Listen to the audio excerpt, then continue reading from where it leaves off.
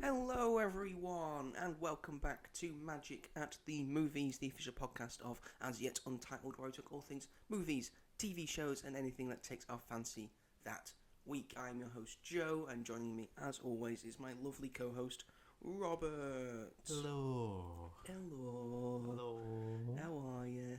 Okay. We're going to be nice and calm because it's been a nice and calm weekend for the film industry. Yes, it really has. Not a single thing has gone wrong. Nothing has happened. Nothing has happened. Or... Everything is well. Yeah.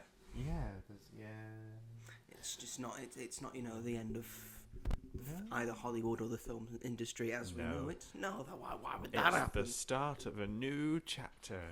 A new chapter in our lives. A new chapter in the Kill Bill whole bloody affair saga.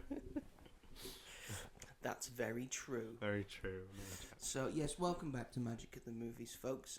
As if you're a film fan, you can probably tell that we're going to have a busy episode this week. Wow.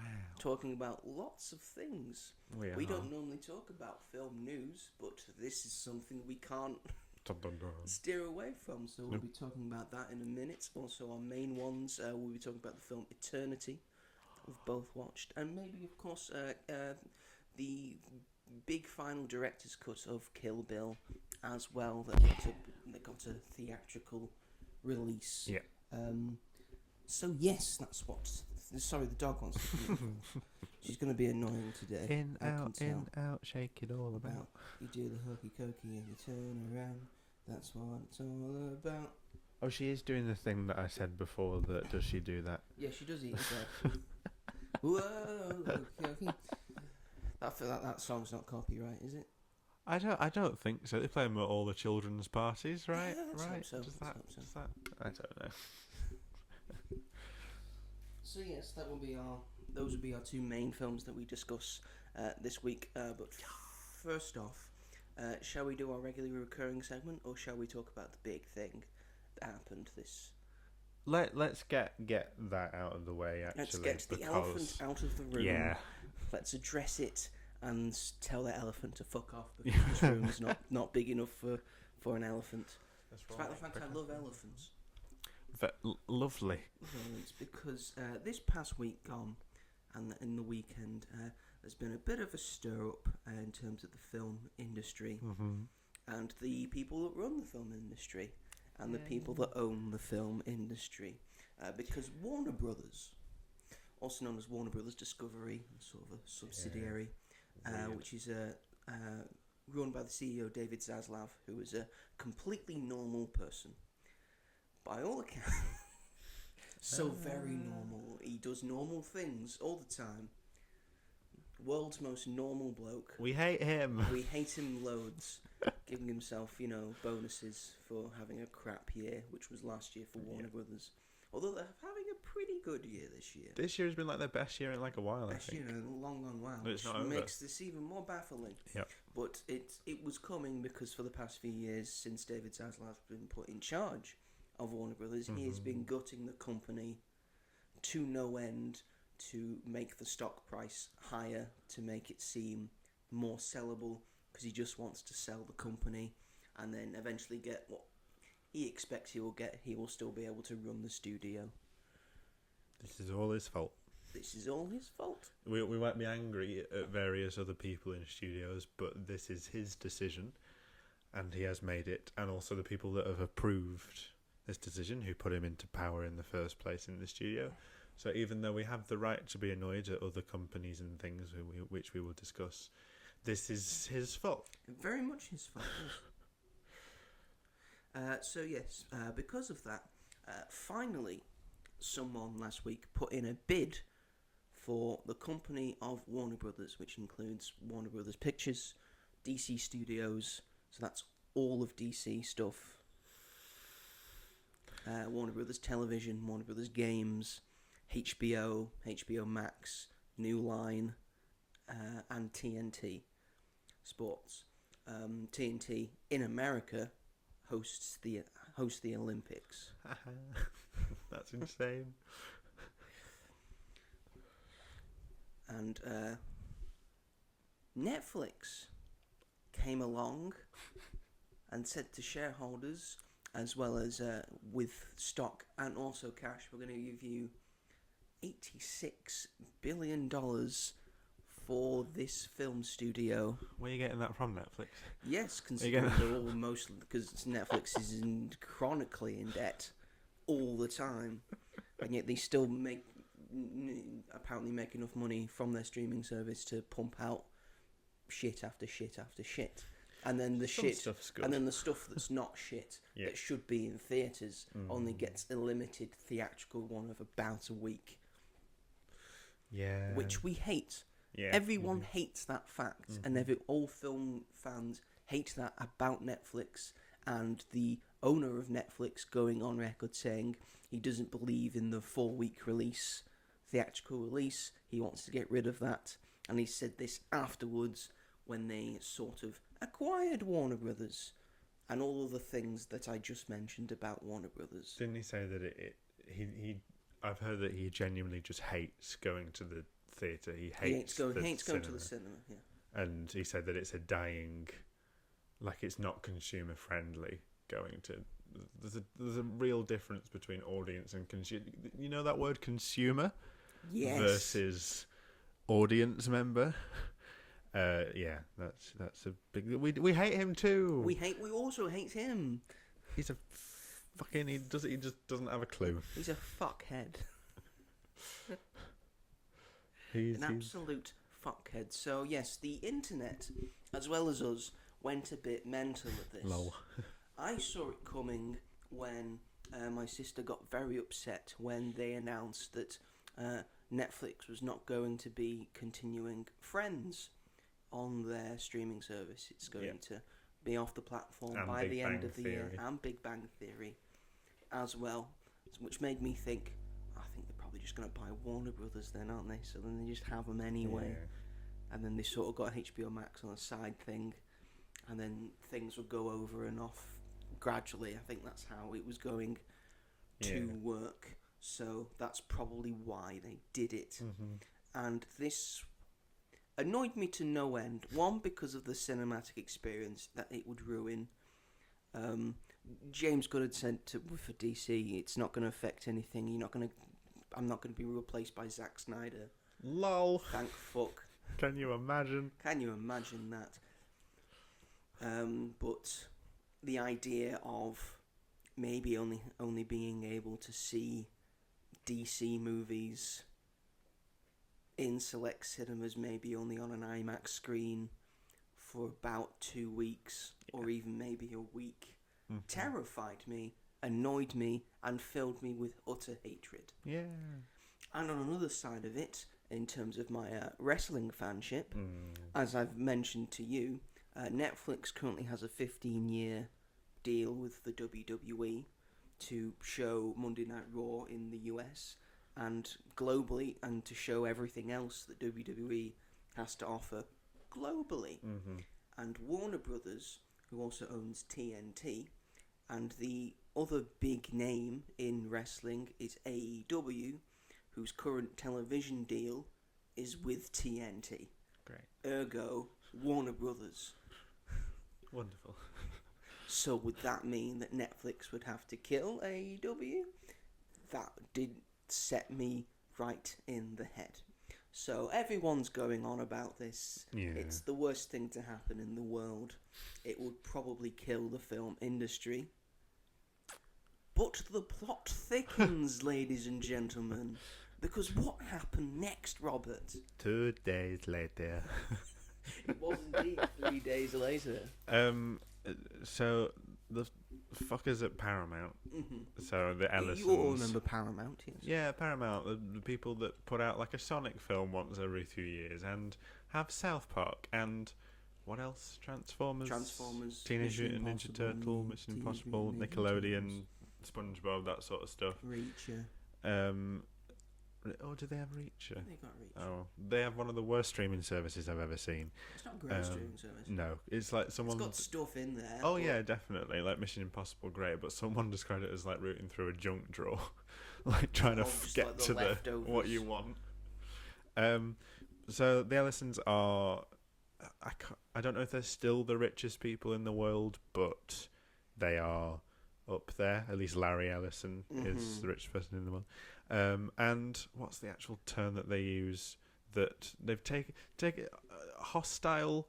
It's a hostile takeover. Hostile takeover. Essentially, you come in and buy buy all the shares from all the shareholders. So then you effectively own the company. Yeah. This is what Paramount is coming in and doing, and they've offered just straight money and not buying people. They're buying straight money for the shareholders' shares. Yeah. So then they are the shareholders, so therefore they own Warner Brothers. They don't own Netflix. That's not a thing. No. They're just stepping over, and it's $106 billion. They've advanced the bidding with for Warner Brothers. I bet David Zaslav's loving this. Oh, 100%. Warner Brothers are going, I'm so loved. Yeah. But this also means they won't just also own Warner Brothers Pictures, DC Studios, Warner Brothers Television, Warner Brothers Games, HBO Max, New Line, and TNT Sports. They will also own Discovery, BR, HGTV, CNN, TVN, TNT, TLC, Eurosport, Nove, NCAA, the Cartoon Network, the Food Network, TBS, the NHL, Adult Swim, TNT Sports US, the UEFA Champions League coverage, Discovery Plus, the Olympic Games, and Major League Baseball. They will own all of that. Oh dear. And it's just another big company buys another big company until eventually there's only one left. Yeah. Who's it gonna be? My money's on Disney. Yeah, but honestly, if Disney were to buy Warner Brothers at this point, like, it would be annoying, but nowhere near as bad as either of the other two that are in the running right now. This doesn't feel how it felt when Disney bought Fox. Oh God, no. Because Fox was like fledgling, and they weren't putting out good stuff really, and Disney was on like the highest point it could be at that point. Yeah. It was making so much money. All of its movies were making so much money. They had new Star Wars out. They had new Marvel was at its peak. Yeah. And most of their things were doing well. Yeah. And Fox was floundering. So everyone just kind of saw it as it's sort of saving them in a way. And now we get the X-Men and the Fantastic Four back in Marvel. This one. Netflix. They've seen Netflix trying to buy Warner Brothers, and everyone has gone, as they rightly should. This will be the end of Hollywood and the end of the film industry. Yeah, basically. And the end of cinemas. And maybe apart from premium format, maybe for a while. But I feel like even then, because let's be honest, and we're all like, oh, this is awful and stuff, but it's gonna work. Like, there's no use boycotting it because. Oh my God, let's say new Superman movie is coming to Netflix. You're not going to watch it, are you? You're going to watch it. And that's what they want, and they know that you'll do it. But it is a shame. At least if Paramount win this bidding war, which it looks like they might do, Paramount's at least a film studio. Yes. It makes films and it puts them out it is. into cinemas. They do. As much as we hate the people that run Paramount, and trust me, we also hate the people that run Paramount. We really do.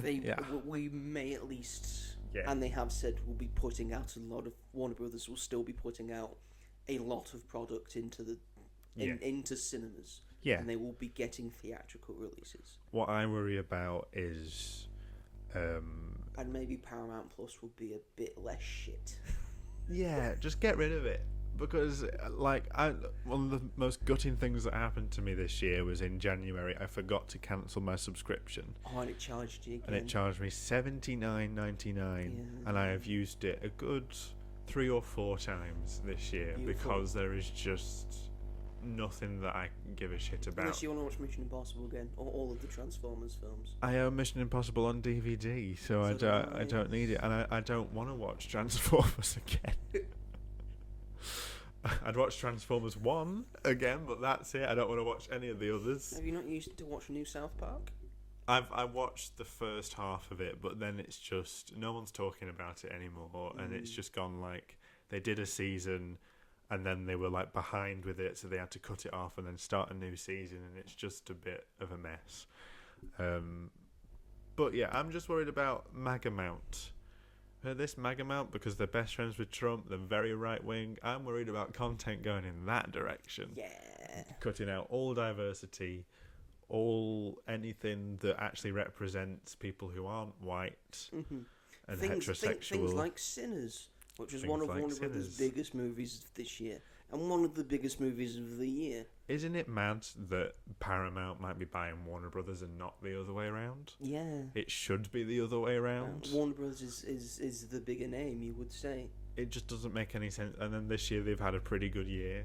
So it's like, well, what's the point? But it's because this stupid fucking man, this greedy corporate piece of shit who doesn't give a crap about Hollywood. It's David Zaslav we're talking about this time. I know it could be any of these people. Yeah. But we're talking about David Zaslav specifically. Who made a cameo in the studio, which is about... Oh, he did, didn't he? Obviously. But I would be interested in a season 2 of the studio, like, talking about this. And, you know, I'd be interested about to hostile see... takeovers. Yeah. And seeing how Seth Rogen's character reacts to that and deals with that. It's just a shame that Universal Comcast didn't get their hands on it, because that would have been great. I think that would have been a really good fit for the two of them to merge together. And imagine the theme parks. Or Apple, I think. Well, Apple already had a deal with them anyway, with like F1 and sort of make to make sort of films for them. So even if Apple would have bought it, that would have been great as well. Not great, but it's a shame that like the None studios. Of this is great. No, it's not. The more least studios, worst the merrier option is what we want. Yeah, the least worst option, the better. But yeah, it's still frustrating. And yeah, it is terrifying that in a few years we may be just talking about what we watched on Netflix or whatever, instead of like, oh, we went to the cinema. Just stuck in our houses, exactly. Not encouraging people to leave.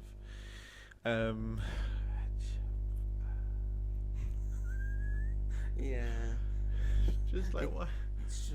It just makes me so depressed. Why are we having these conversations? Why do we have to have these conversations? We shouldn't be having these conversations. Just everyone get along and stop it. Stop it. Yes, just stop it. Netflix, just put... Stop it. Stop it. I don't know why Netflix isn't just doing what Disney Plus does, because Disney Plus has... Well, Disney has the widest theatrical to streaming window. It's like a good few months until it comes on to Disney Plus, and I feel like it sort of works. And now they've sort of... when like Disney Plus first started, it was pretty much on there quite immediately. Yeah. It was in there for a month, and then the month after it was on. Yeah. Now they've sort of because that out and sort of when would be a nice time to put this on Disney Plus? Oh, we'll put it on this time. Yeah. Like they put Thunderbolts on like 3-4 months after, because it was sort of summertime. Thought you can watch this. And not many people went to see it anyway. Yes, unfortunately. It's true. Yeah. And then Fantastic Four, it was like a sort of Christmas treats that they gave people.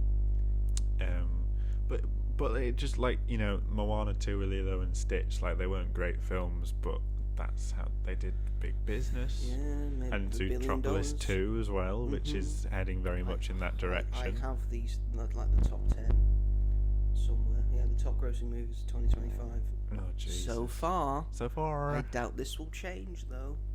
Maybe Avatar. Although Zootopia 2 is still in cinemas. Maybe Avatar. Superman 617 million. That's still like low though. It made profit though. It is good, but it's not the most profitable this year, which is a shame. Compared to Man of Steel as well, it did like 700, I think. No, that made sort of 650. Oh right, okay. That was still in the 600s. It shouldn't be lower than Man of Steel. F1 made 631.5, which is insane. They left it in cinemas. Yeah. They just left it in there. Still had screenings for quite a while, that film. Yeah. And it eventually ended up making a profit. It's only coming on Apple TV Plus like this week. Yeah, this week. It's coming out on Apple TV on the 12th. Yeah. And that might So do that big works. business for Apple, because I think people Oh, really yeah, like that film and 100%, want yeah. like seeing it. Yeah. And then they left out and that's what happens when you just leave Yeah. a thing out in cinemas. That's their first like proper hit, really. Proper real hit. Yeah, Yeah. that's made money. Yeah. Sorry, all other Yeah. TV films. How to Train Your Dragon, 636 million. And that's Just the same film, yeah. that is just the same film, to be fair.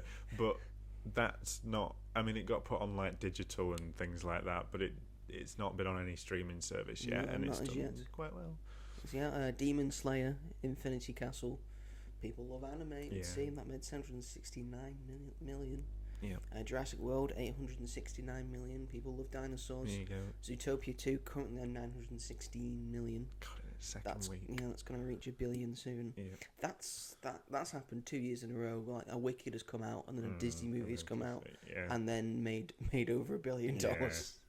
Wicked's not doing so great, which It's is really not, sad. It's a shame. Minecraft, Oh. 958 million. Thank God it didn't reach $1 billion.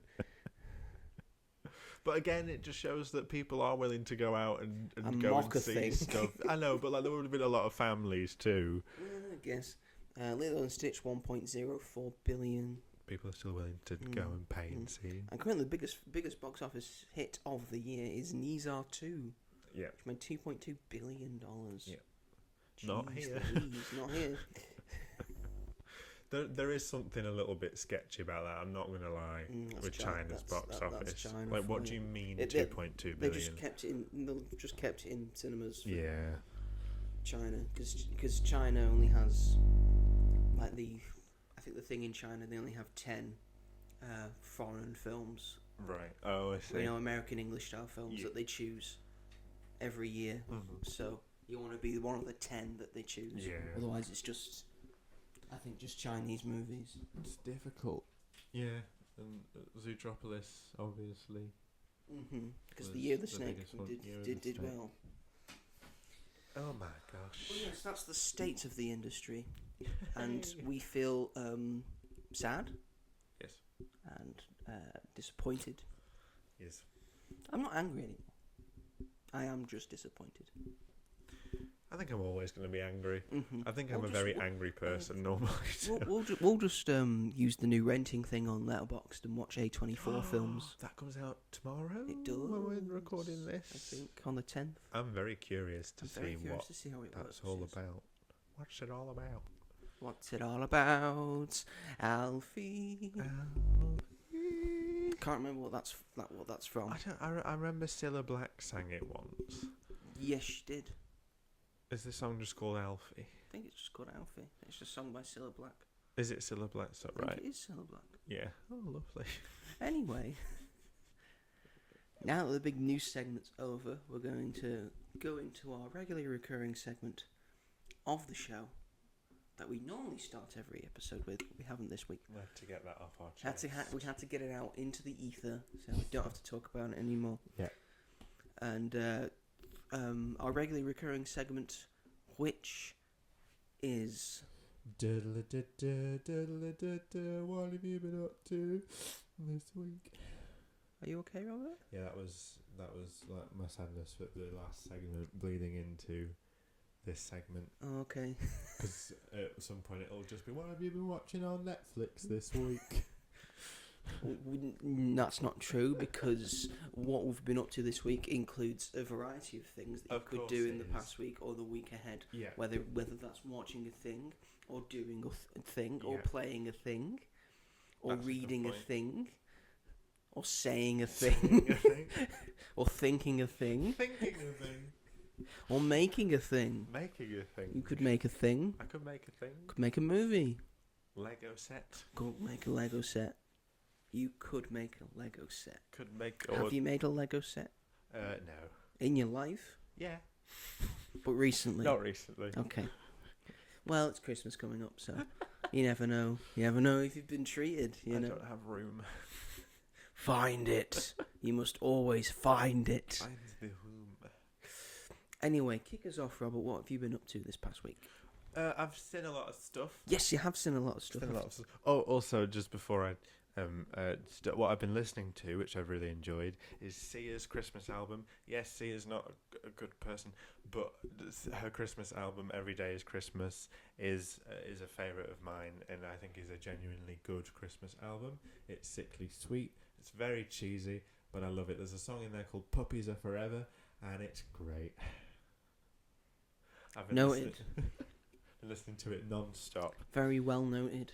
Anyway, continue. Because a lot of Christmas albums are crap, and I'd like that. Most Christmas albums are crap. Yeah. Like Cher's one. Sorry, Cher, I love you, but not your Christmas album. I like Bublé's. Bublé's got good Bublé's is good. Very good. So I wanted to watch some festive films that I hadn't seen. So I watched Scrooged for the first time, the Bill Murray adaptation of A Christmas Carol, and it was weird as fuck. Yeah. One of the weirdest things I've ever seen. It's a very loose retelling of A Christmas Carol, which is kind of fun because I'm sort of sick of seeing the same adaptation of A Christmas Carol done over and over again. So it was nice to have this alternative version. But it's really violent and really sort of angry and overstimulating, and it's just very weird. I enjoyed it. It's just very weird. Oh, I was going to tell you this before the podcast. Go on. Yesterday, while I was at work, I was asked if I would put out the Christmas magazines, Yes. TV guides, the Radio Times. Yes. So they are out. They're You can- out, you can buy them. guys. I forgot to buy one before I left. That's okay. Officially weren't released until today. Yes. So that would have been exclusive access. I know. And you'll want the Radio Times this year, Rob. Yes. Gromit and It's Sean. got Gromit and Sean on it. It's a very pretty cover. Yay! Lots of Yeah. fun for this year's television guide, because there's so much on this year. It's a film guide for me, really. Yeah, the films are probably going to be good, but apart from that, womp womp.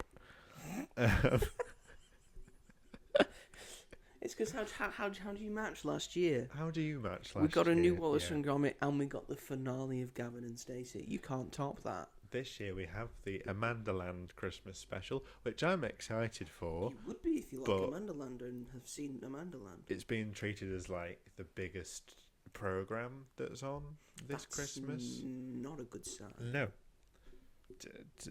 Yeah. Hopefully better next year. So yeah, and I also feel in Scrooge that Bill Murray's character didn't have proper development like Scrooge usually does. It's only when he realises he's going to die that he changes his mind, if he doesn't change his ways, because he literally sees like this version's Tiny Tim and how he like needs surgery or whatever, and he's like, oh, that's really sad, and then he comes back into the normal world and he's like, oh, I still hate everything, and he hasn't changed at all. And then it's only when the Ghost of Christmas Yet to Come arrives that he's like, okay, I promise to be nice to everybody. And I'm like, that's not how the story's supposed to go. It's supposed to be a gradual thing. So that was weird. Well, you said it was a different It is take on different, the Christmas Carol. But you need to get that element right about it, that it's believable that he changes as a person, because I feel like this version of him, like a week later, would just be like, right, sod it, I don't care anymore. You know, like Peter Kay says in Car Share, like, I always feel like they should have done a Christmas Carol 2 where he just changes his mind and get that Bob Cratchit back in Boxing Day.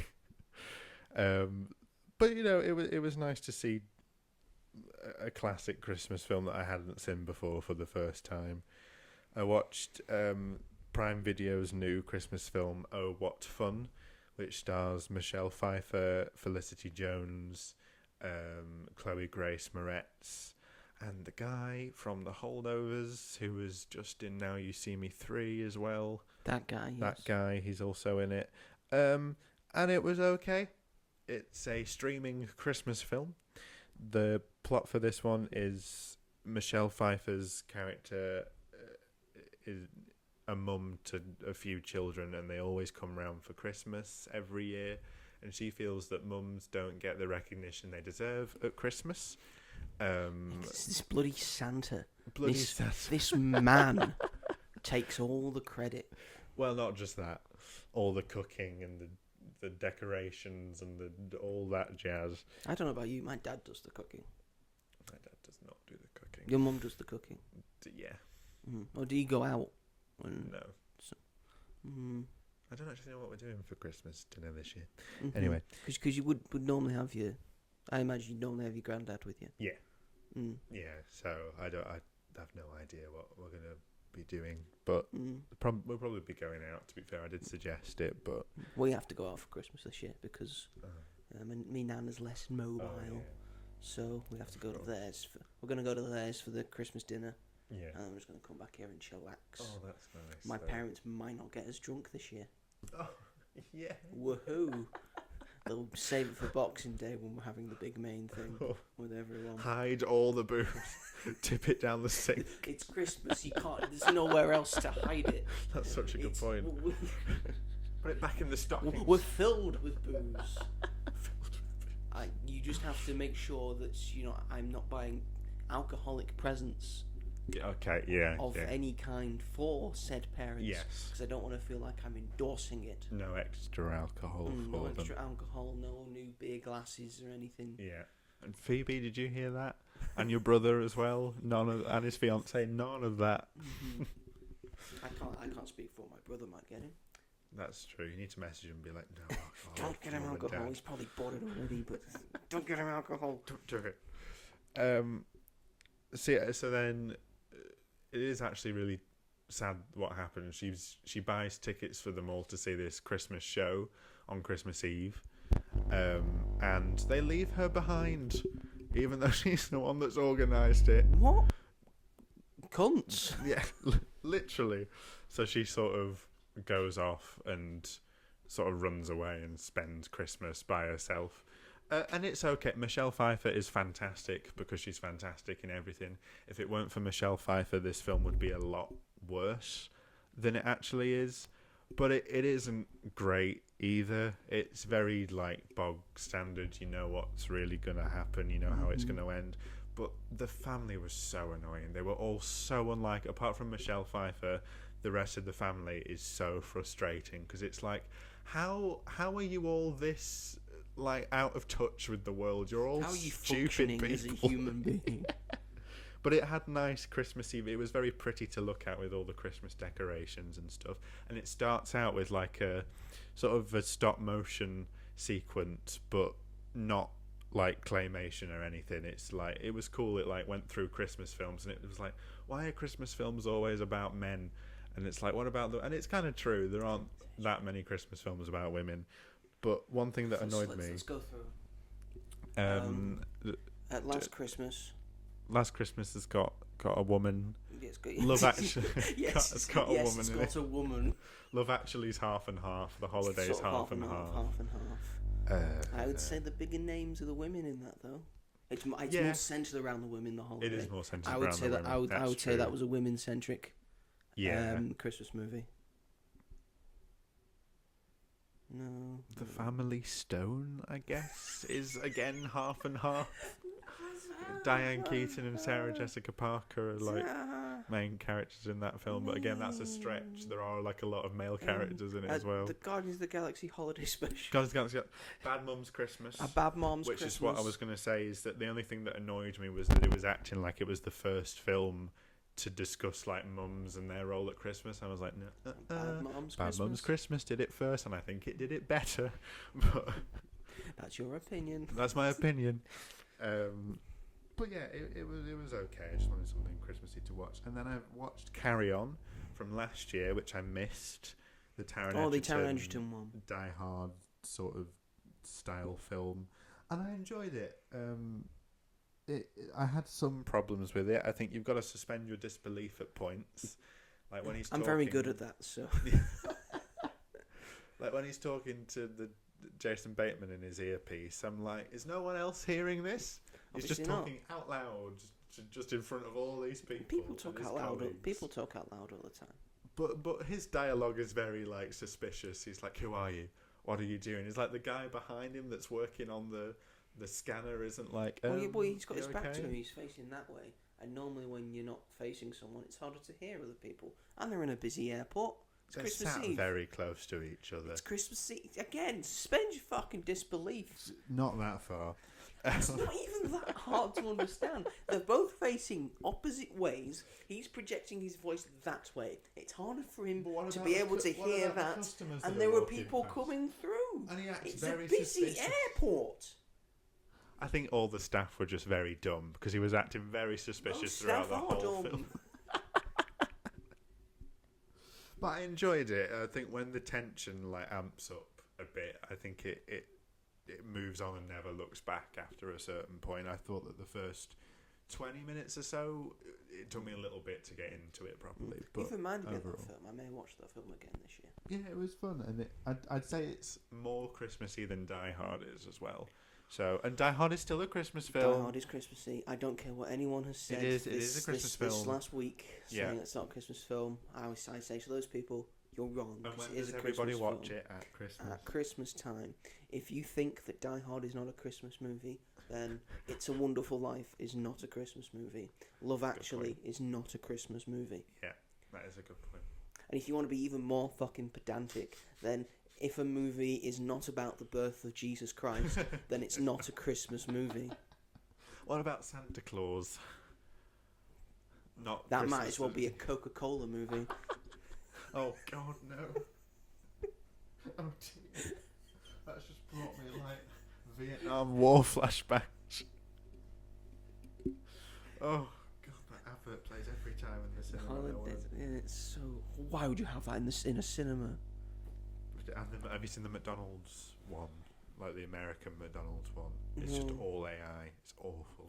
At least we've got the Grinch one. That's true. Doing these Grinch socks, which I'm wearing right now.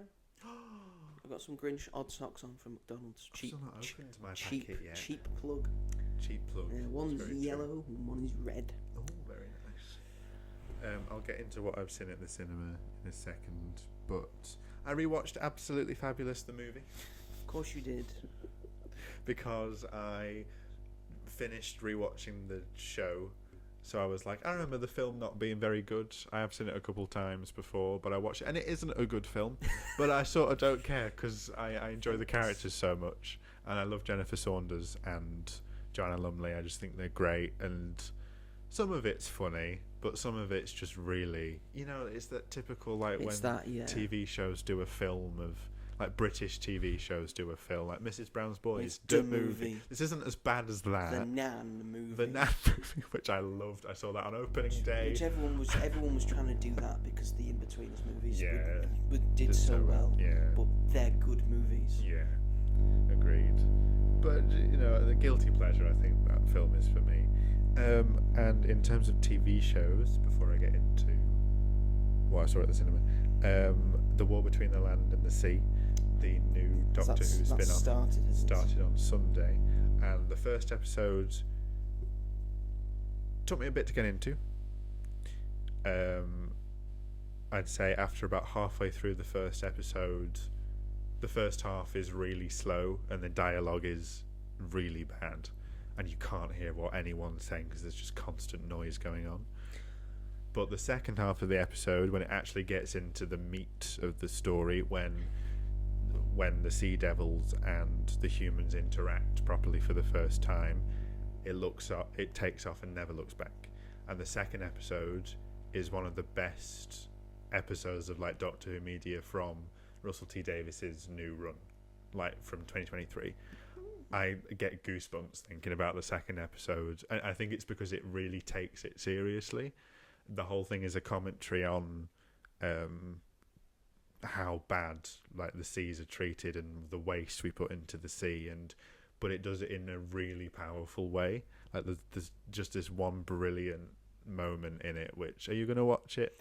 I might now. Yeah, you said I would recommend episode it. 2 is one of the best. And it's not trying to be Doctor Who. It's Who really, episodes you've seen. It's really not that at all. It's definitely its own separate thing. But Russell Tovey, who plays our main character, who isn't playing his character from who he was originally in the show, who ends up with Alfonso. Captain Jack. Yeah, it's not him for some reason. Some people just look the same. Some people just look the same. He doesn't look the same. He looks old.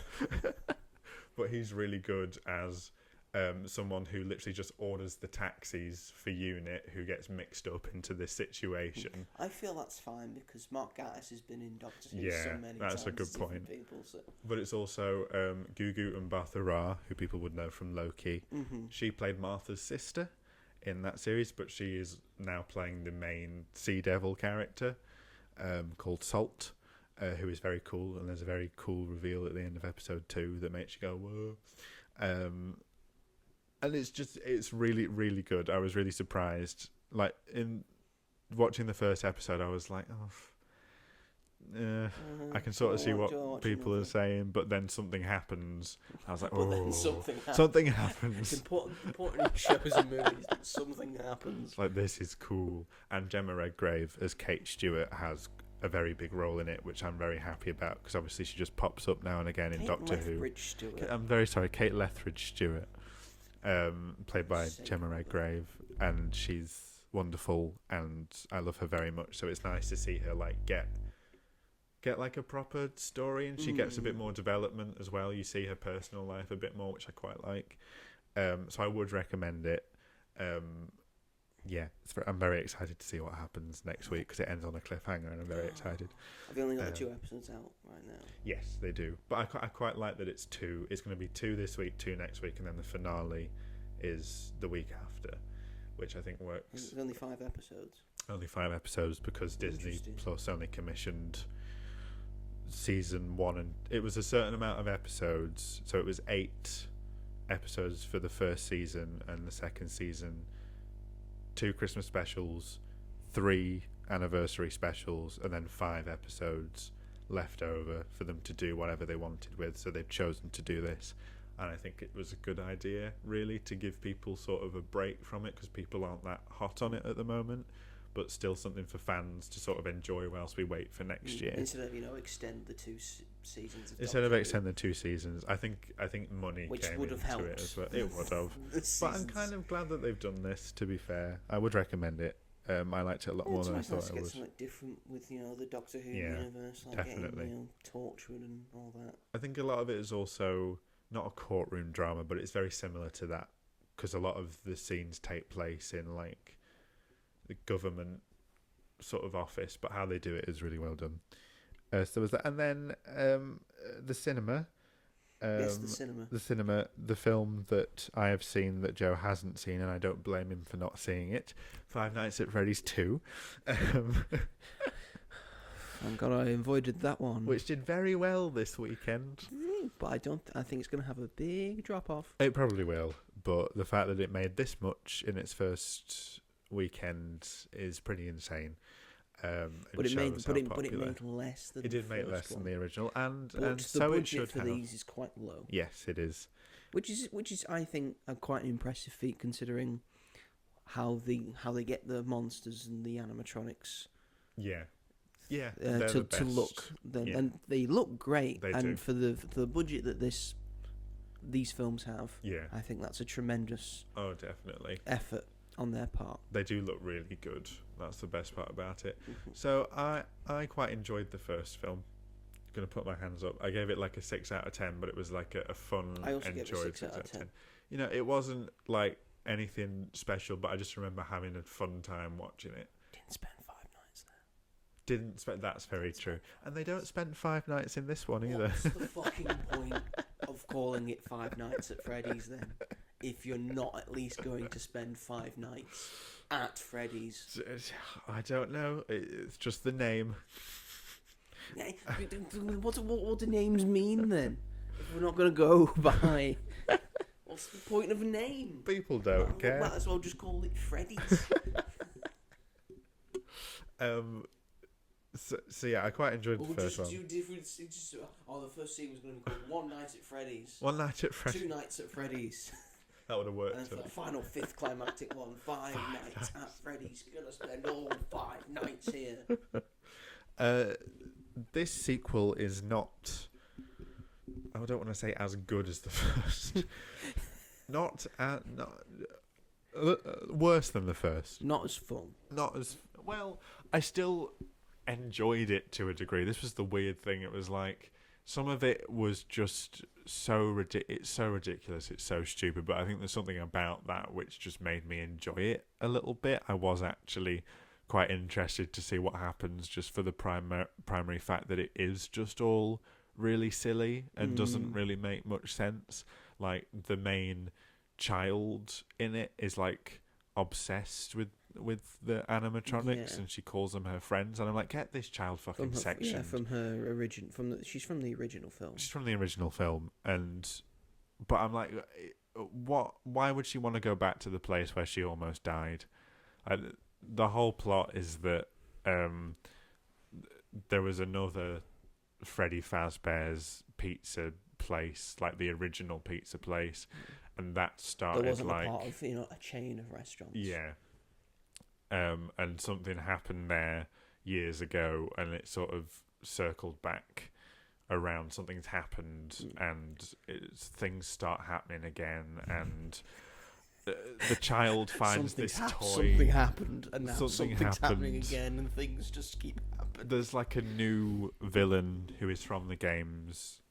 It's not Matthew Lillard. It's not Matthew Lillard. It's like an actual, like, supernatural entity. But so Matthew Lillard is in it. He is in it, and he has probably the best scene in the film. Ooh. He's not alive in it, because if you've seen the first one, he dies in the first one. His suit, like, collapses in on him, which is a very cool way to die, I think.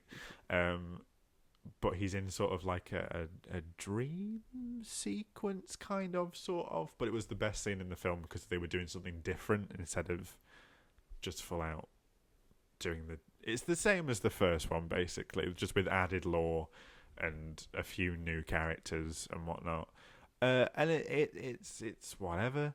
But I tell you what, there were like a lot of fans in the audience, and this fan base is like insane. It's so strong. It's a rabid fan base, yes. It's like they were taking pictures with the posters outside when it finished. They were wearing the merch. They'd like brought merch with them. They were giving out free posters for it. Did you watch this film? Because I saw the first one and I sort of enjoyed it, so I was like, where did you watch this film? Oh, just the Odeon, like just at the Odeon on the Friday. Odeon on the Friday, yeah. Interesting. What time? When was it showing? Like 3:20, I think. Because that seems a bit out of the way. Yeah. Of certain things, the fact that all those people turned up. That still gets quite busy sometimes, weirdly. I know. Yeah. And like during some points in the film, certain things happened, and they were like looking at each other and being like, "Oh my god!" And like when the film started, there was this girl that like put a hand over her mouth and was like, "Ah," and I was like, "Oh, okay." I guess I'm also excited. This obviously means something to some people, but I think it's sort of cool. It's sort of what would happen to me whenever anything Marvel comes on. Yeah, that's true. Other news, they're re-releasing Avengers Endgame next year. They are, in sort of preparation for when Doomsday comes out at the end of the year. Yeah. And apparently they're putting in a post-credit scene at the end of Endgame. Really? Because a lot of people know Endgame 3 hours long. At the end, well, you sort of hear the ting of when Tony Stark's making the Iron Man suit, but that's it. There is no post-credit scene for Avengers Endgame. Yeah. Apparently they're putting one in that ties into Doomsday. Oh my god, everyone's gonna go fucking see it. Yeah, it's gonna make more money. So we've got Spider-Man Brand New Day coming out. Yeah. That'll have some ties to Doomsday, I'm assuming. Yeah, I think now that they've got that before Doomsday. Yeah. And then we're gonna have a new post-credit screen for Endgame. Yeah. And then so it'll be interesting to see. That's exciting, but I feel like a lot of people are going to be like, I just want it to get to the end because I want to see the stuff that's new. Yeah, but Endgame's a pretty good film, so you'd be fine with it. I'd be fine with it. Yeah. I'd go watch that again. Yeah, true. I'd love to see Endgame. Let's get Endgame above Avatar once again. So also, do you remember when everyone loved Marvel? And it was so exciting.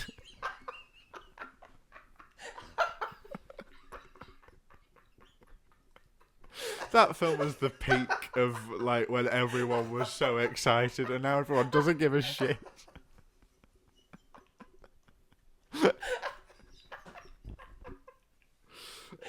it's weirdly like nostalgic now, which is really odd to say. But it's it'll when be 7 years since Endgame. that's just what the hell. But it is like how that studio has changed since that film is mad.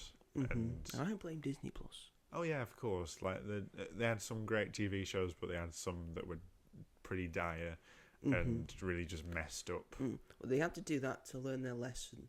They've learnt their lesson, saying we need the big names on the big screen. Yeah. We will have smaller characters on the small screen. Fucking Wonder Man, That's though. fine. Like, who's That going to watch looks fun. Wonder Man? Oh, You can't God. deny that looks different and Yeah, fun. but they are going to have superheroes in their superhero show, right? Because so far, from what we've seen, there is not much going on. Well, if I know anything about Wonder Man and Simon Williams, Okay. then you know. Okay. I wish they played that a bit more up in the advertisers so that more people would watch it. But yeah, Five Nights, go and see it. If you like Five Nights at Freddy's, you'll probably like it. I don't really understand the hyperfixation over Five Nights at Freddy's. I think it's weird as hell. But the film's sort of enjoyable in a way, even though this film's got like 12% on Rotten Tomatoes. Well, It's fine. is that critic review or audience review? Critic. Audience is like 86%, which is very high. What the fuck do critics know? What do they know? But I do understand. Despite it's not the fact that most of the time we're on the critics' side. Yeah, this is not like a good film. This is, It is what it is. whatever. So The first one wasn't a good film. No, the first one wasn't a good film. It was just enjoyable. But that's me. I've seen a lot of stuff You have this seen week. a lot of stuff. Well done. Thank you. Pat yourself on the back for getting out there and doing stuff. Because usually I need to watch more shows. I need to finally watch Fallout Season 1 before Fallout Season 2 comes out. And now I feel like I need to watch The War Between the Land and Sea. I'd recommend. I need to put more TV in my life. Inject it into your veins. Into the veins at the moment. I just get home and then I can't be bothered to watch a new thing, so I just put Taskmaster on again. Fine, but that's so understandable. I'm like that. That's what I did with Absolutely Fabulous. But no, so. I must watch a new thing. Sustain yourself. Like maybe Pluribus. Maybe I should watch Pluribus. Oh God, yeah. And I've just bought Apple TV Plus back because there was an offer on Black Friday, and I've not watched anything on it yet. But yeah, how about yourself? What have you been doing? Well, I've been spending my time this past weekend watching a show on YouTube. I don't know if you've heard of it. It's called Actors on Actors. Yes. Never heard of it. Yes, they've brought out a new season with some new stars talking to each other about certain things. And they've had 4 episodes out so far. Yeah. Do you know the list? Would you like to hear the list? I think I know 3 of them. You think you know 3 of them? Okay, I'm going to find the list for you. If I can find it. One is one of the hottest actors I think I've ever come across in my life. Well, don't spoil it. Okay, on the 5th of December episode, so 5th of December, 6th of December, 7th of December, and 8th of December have all come out now. Mm-hmm. It was Ariana Grande and Adam Sandler. Yeah. That's fun. Mm-hmm. Julia Roberts and Sean Penn. Fucking weird. It's weird. Jonathan Bailey and David Corenswet. Sorry. For which one? Both of them. Yeah. Should we kiss now? Yes, please. Yes. Dwayne Johnson and Brendan Fraser. That was right. I had seen that. That's just come out today. I've just watched that this morning. Right. That was a bit of a fun one. Yeah, I quite like that.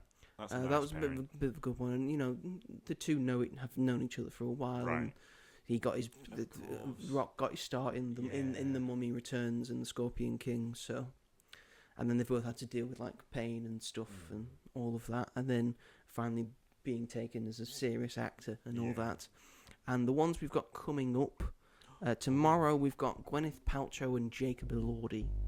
That's interesting. Mm-hmm. She's there for Marty Supreme. He's there for Frankenstein. Yeah. We've got Cynthia Erivo and Hugh Jackman. Oh, that'll be really fun. That's for Wicked for Good and for Song Sung Blue. Yeah. Which I've seen the trailers for. That looks very good. Yeah, that comes out for us next year, doesn't it? It comes out like early I think it's coming out on. It's coming out. I think it's coming out on New Year's Day. Is it? For us, I think that's our New Year's Day one. Anyway, he looks like he's having fun doing it, and he's with Kate Hudson as well, who looks like she's having fun doing it. Then we've got Sydney Sweeney and Ethan Hawke. No, Ethan, no. No, Ethan. Well, I've seen the photo of them in the two chairs. He does not look happy. You wouldn't be, He wouldn't be. He wouldn't be. I mean, it seems like they're really shoving her down our throats now. And then we've got Stellan Skarsgård and Alexander Skarsgård. Oh, that would be The Skarsgårds together. Alexander Skarsgård's the handsome one. Let's put it out there. Bill. He's not the handsome one. He's the one that does the creepy stuff. He does the creepy stuff. That's Alexander does the heartthrob stuff because he's tall and he looks like that. Yeah. You understand? I understand. You understand. Next we've got Michael B. Jordan and Jesse Plemons. That's good. That would be a very interesting conversation. You guys should work together. You two should definitely work together. Then there's Kate Hudson and Jeremy Allen White. That'll be an interesting one. Interesting. He'll be many views. He'll be talking about Springsteen. She'll be talking about Song Sung Blue. Right. I'd like to see those two interact with each other, so that's interesting. Yeah. Then we've got Oscar Isaac and Tiana Taylor. That might be quite interesting. Might be quite interesting indeed. I love Tiana Taylor. I think she's cool. We've got Colin Farrell and Jessie Buckley. Oh, I can't wait for that. Oh, I love those two so much. They should be in a film together too. Yes, they should.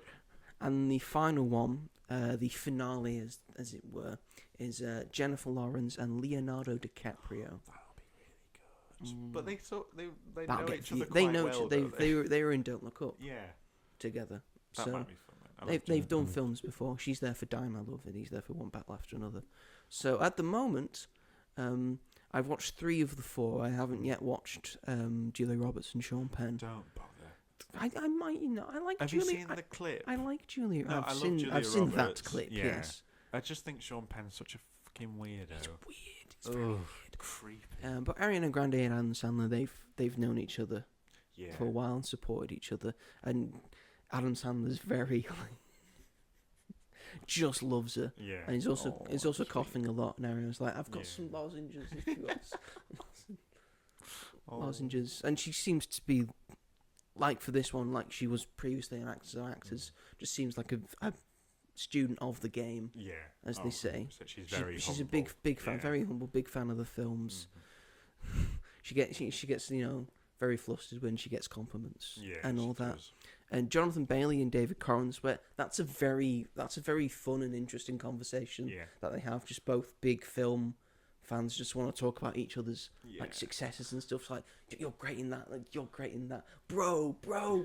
They just seem like the nicest people in the world. Yeah. And I just love them. And again, Dwayne Johnson and Brendan Fraser, that was a very fun conversation that I think they both had about their careers and what's brought them to this and what they like about their certain roles. Because he's there for Rental Families, Brendan Fraser. Okay, that was, and of course Dwayne's there for The Smashing Machine. Yeah. And then they talk about Brendan's Oscar win and what he had to do for all of that. Well done, Brendan. And Dwayne's start in the industry. Yes, very much so. And they talk about the CGI Scorpion King. Yeah. They make mention of it, and they're both like, it wasn't the greatest, was it? So funny. And Brendan brings up a conversation that he had with the visual effects artists. Oh, yeah. Where they basically just say, we needed more time. Yes, you did. So what else have I done with my week? I've also watched a film that is the reason that Adam Sandler was on Actors on Actors, because it's on Netflix now. I watched the film J. Kelly. Yes, you did. Mm-hmm. You did indeed. Again, it stars Adam Sandler in the supporting role, but the main character is played by George Clooney. It feels like it's almost an autobiographical sort of thing. He's playing the character of J. Kelly, who becomes a big major movie star after he goes to help someone else with an audition, and then he ends up auditioning as well, and then sort of steals the role from him. And his entire career has been made off that, and now he's sort of near the end of his career, twilight of his career, he's getting like a big award for.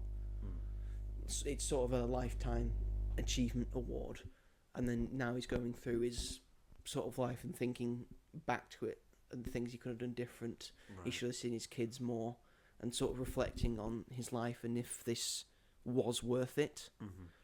It takes a bit of time getting going.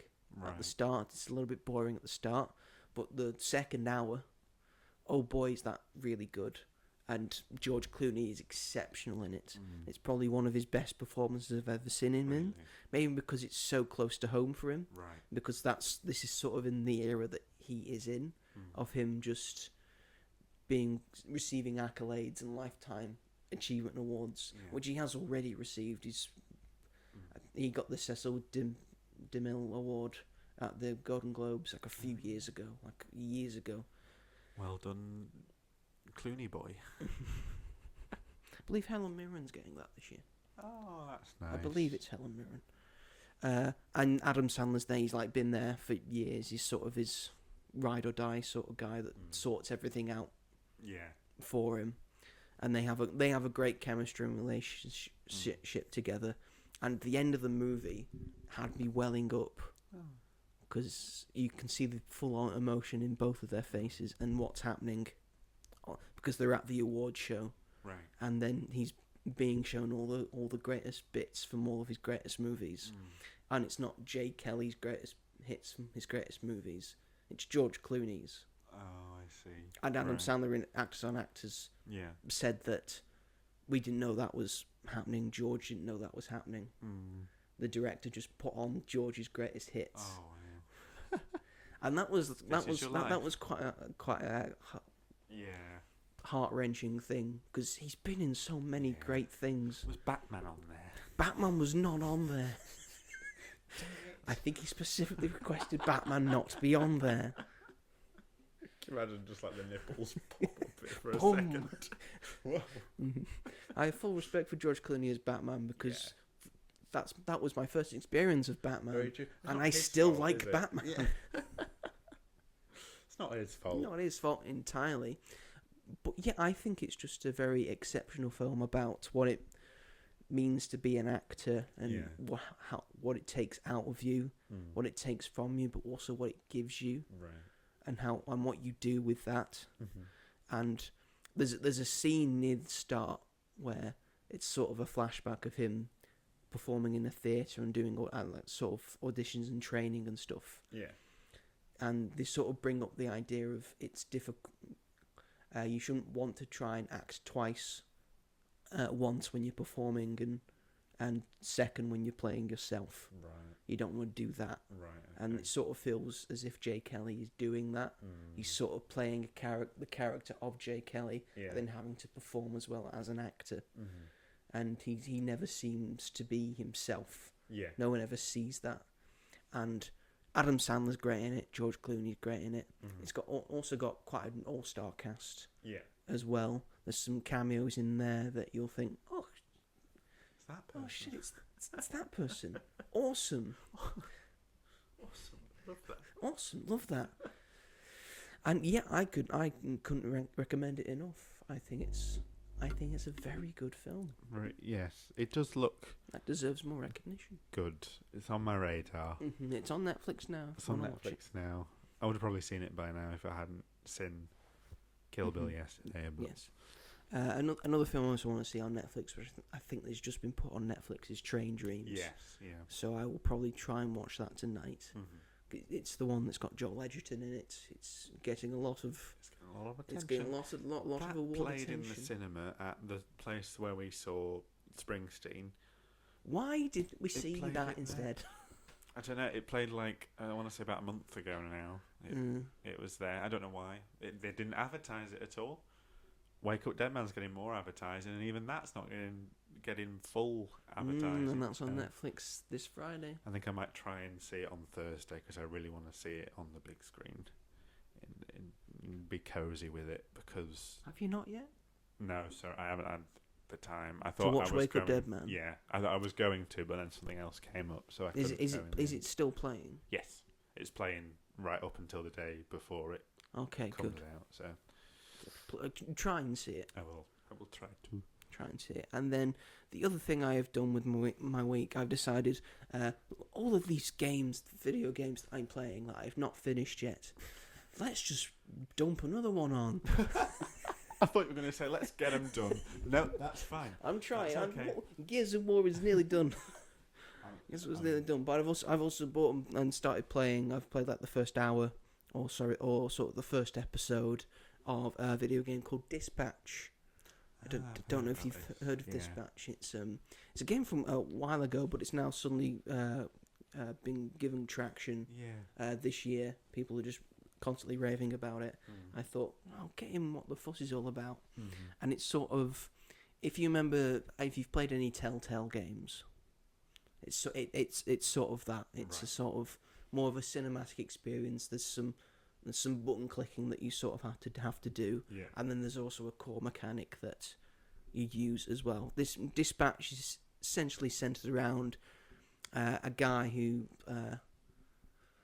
you are a former superhero who's sort of a Tony Stark type, whose suit has failed you and it's now broken, and now you're hired to be a superhero dispatcher, wherein you help get superheroes to the places they need to be to put out certain things, like to stop bank robberies or save cats from trees or storm a burning building or fight a supervillain. All of that, and you're in control of that. That's the main part of the game, and there's the whole narrative around that as well, and the whole Telltale stuff of it, and choosing dialogue and things intersect as well, and multiple endings and romances maybe. I don't know. I'm only an episode in.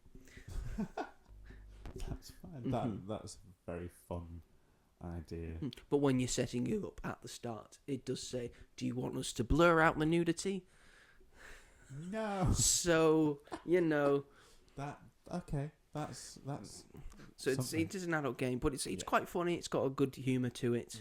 I'd say it's got sort of the humour of Tales from the Borderlands, sort of Telltale game, and it's got the Telltale sort of stuff, and the humour and the dialogue is very good, and I'm enjoying this world that it's put us in, and I can't wait to play. I think the next 7 episodes. I think it's 8 episodes in total. They're about an hour each to play. So it's like you're making your own. And you can TV show. and you can replay it as well, because there's multiple endings.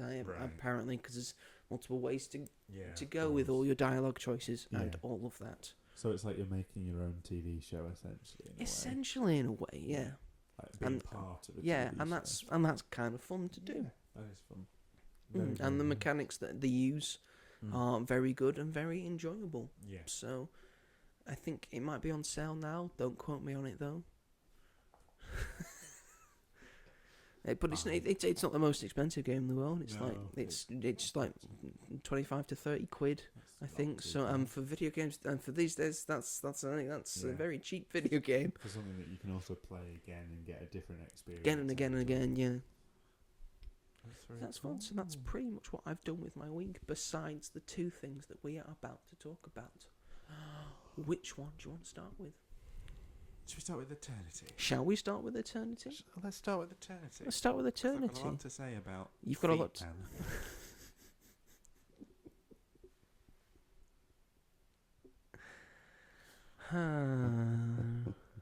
Okay. Right. So, Eternity is a new film directed by David Frayne. Yeah, I don't know either. Made some other films. He did make some other films. He does not have a Wikipedia. Oh. We'll give this guy A24. Well, it's an A24 film, so it's doing different things. It stars Miles Teller, Elizabeth Olsen, and Callum Turner in the main roles, and also has John Early, Olga Merides, and Divine Joy Randolph on as side characters. Very fun side characters, I will add as well. It was produced by Apple Original Films as well, so it's got Apple behind it as well. Debuted at the Toronto International Film Festival and currently has a box office of $10 million. I don't know how much it cost them to make it. It looked quite expensive. It did look a little bit expensive. Looks more expensive than $10 million. But not many locations, really. And the stuff that they shot in the real world, they shot in Vancouver, and that has like a low tax write-off. Has a very low tax. That's why everyone films in Vancouver. Yeah. Let's just make Vancouver look like New York. And that's fine. That's great. Yeah. That's fine. Or Glasgow. Come to Vancouver. Or Glasgow, you know. Come here. So yes, this is essentially about the afterlife. Yes.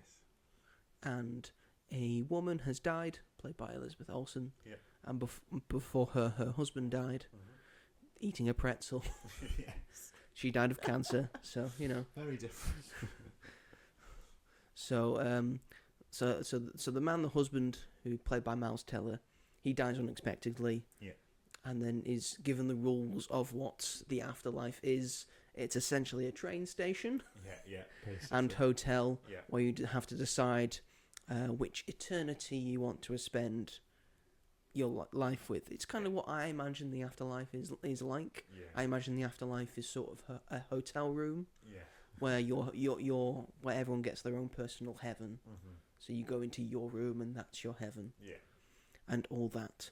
This sort of takes a different turn with it. You've got a train station, you have to get on the train, and once you go into your eternity, you cannot leave. That is your eternity. So choose wisely. You get a week to decide. Yeah. Choose well.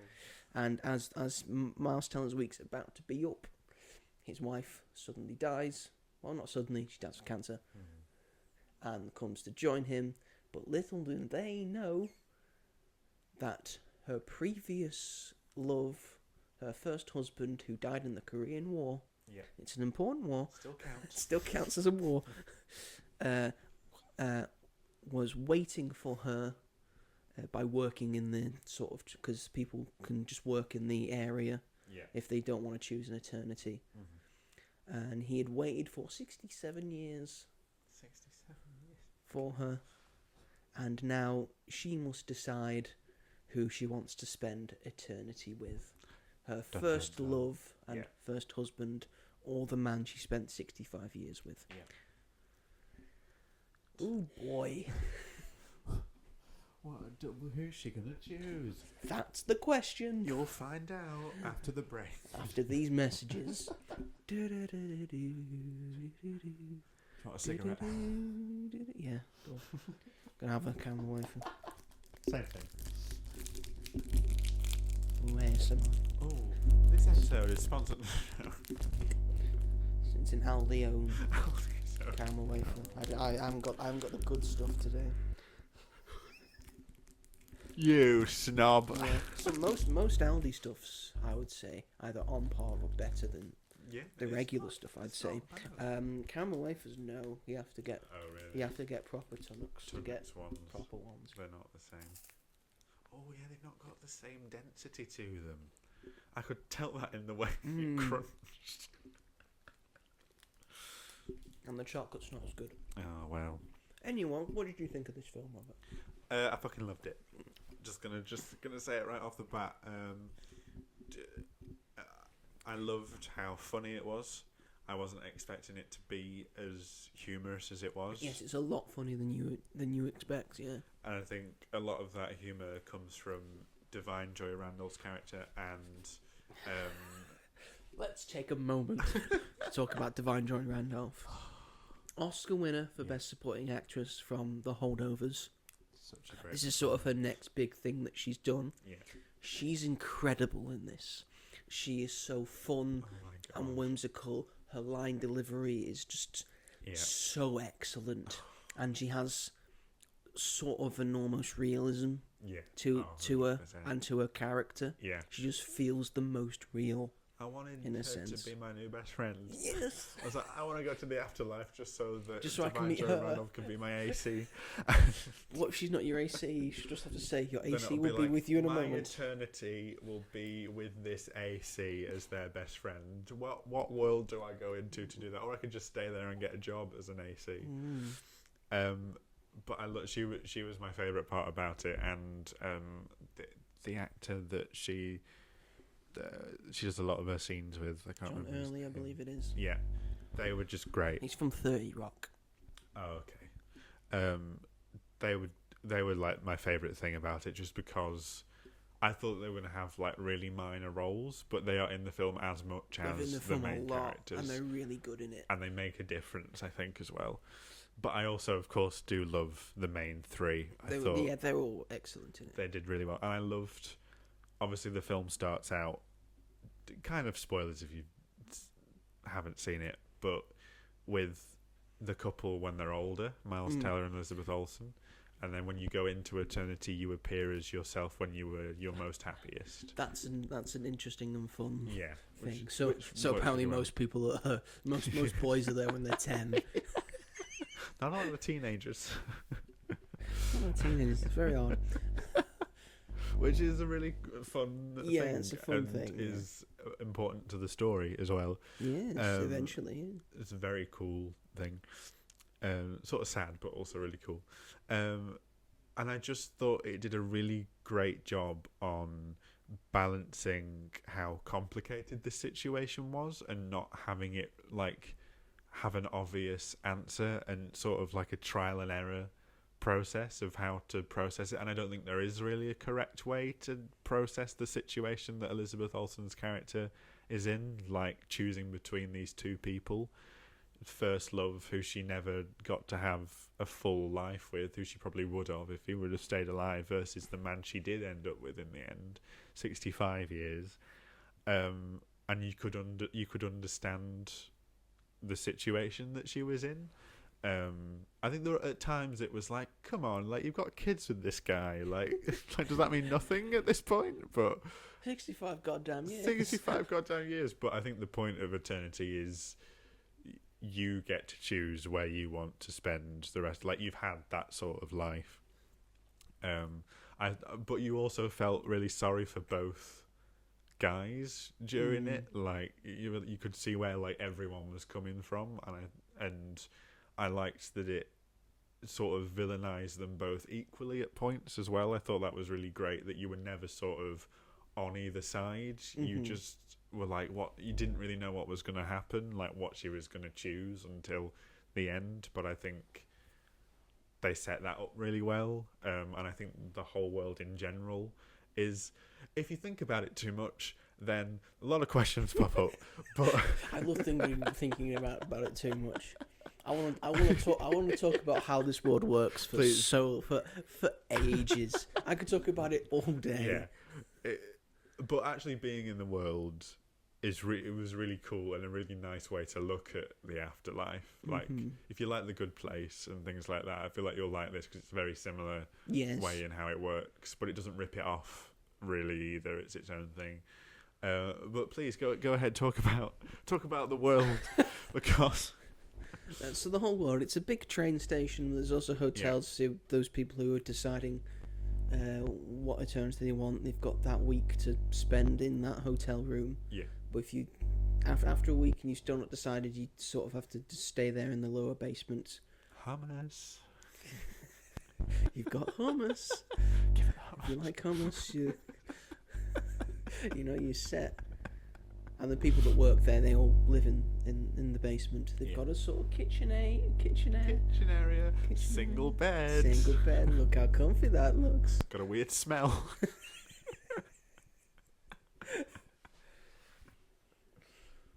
Idea of apparently time just passes normally there. So time has no effect on death, it would seem. How many eternities are there? That's what I want to know. We only saw like a small sampling of eternities and some very odd and weird eternities. Capitalist world. The capitalist world. The nudist world. The 1930s German world. In a what if scenario. What if the Nazis didn't exist? I love that. So funny.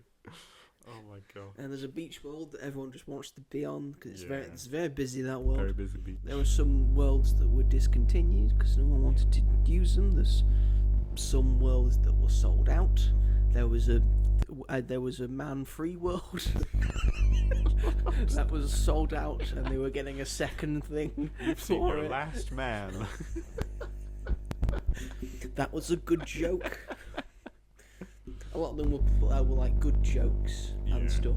There was a Heavenly Gates eternity if you wanted the traditional experience.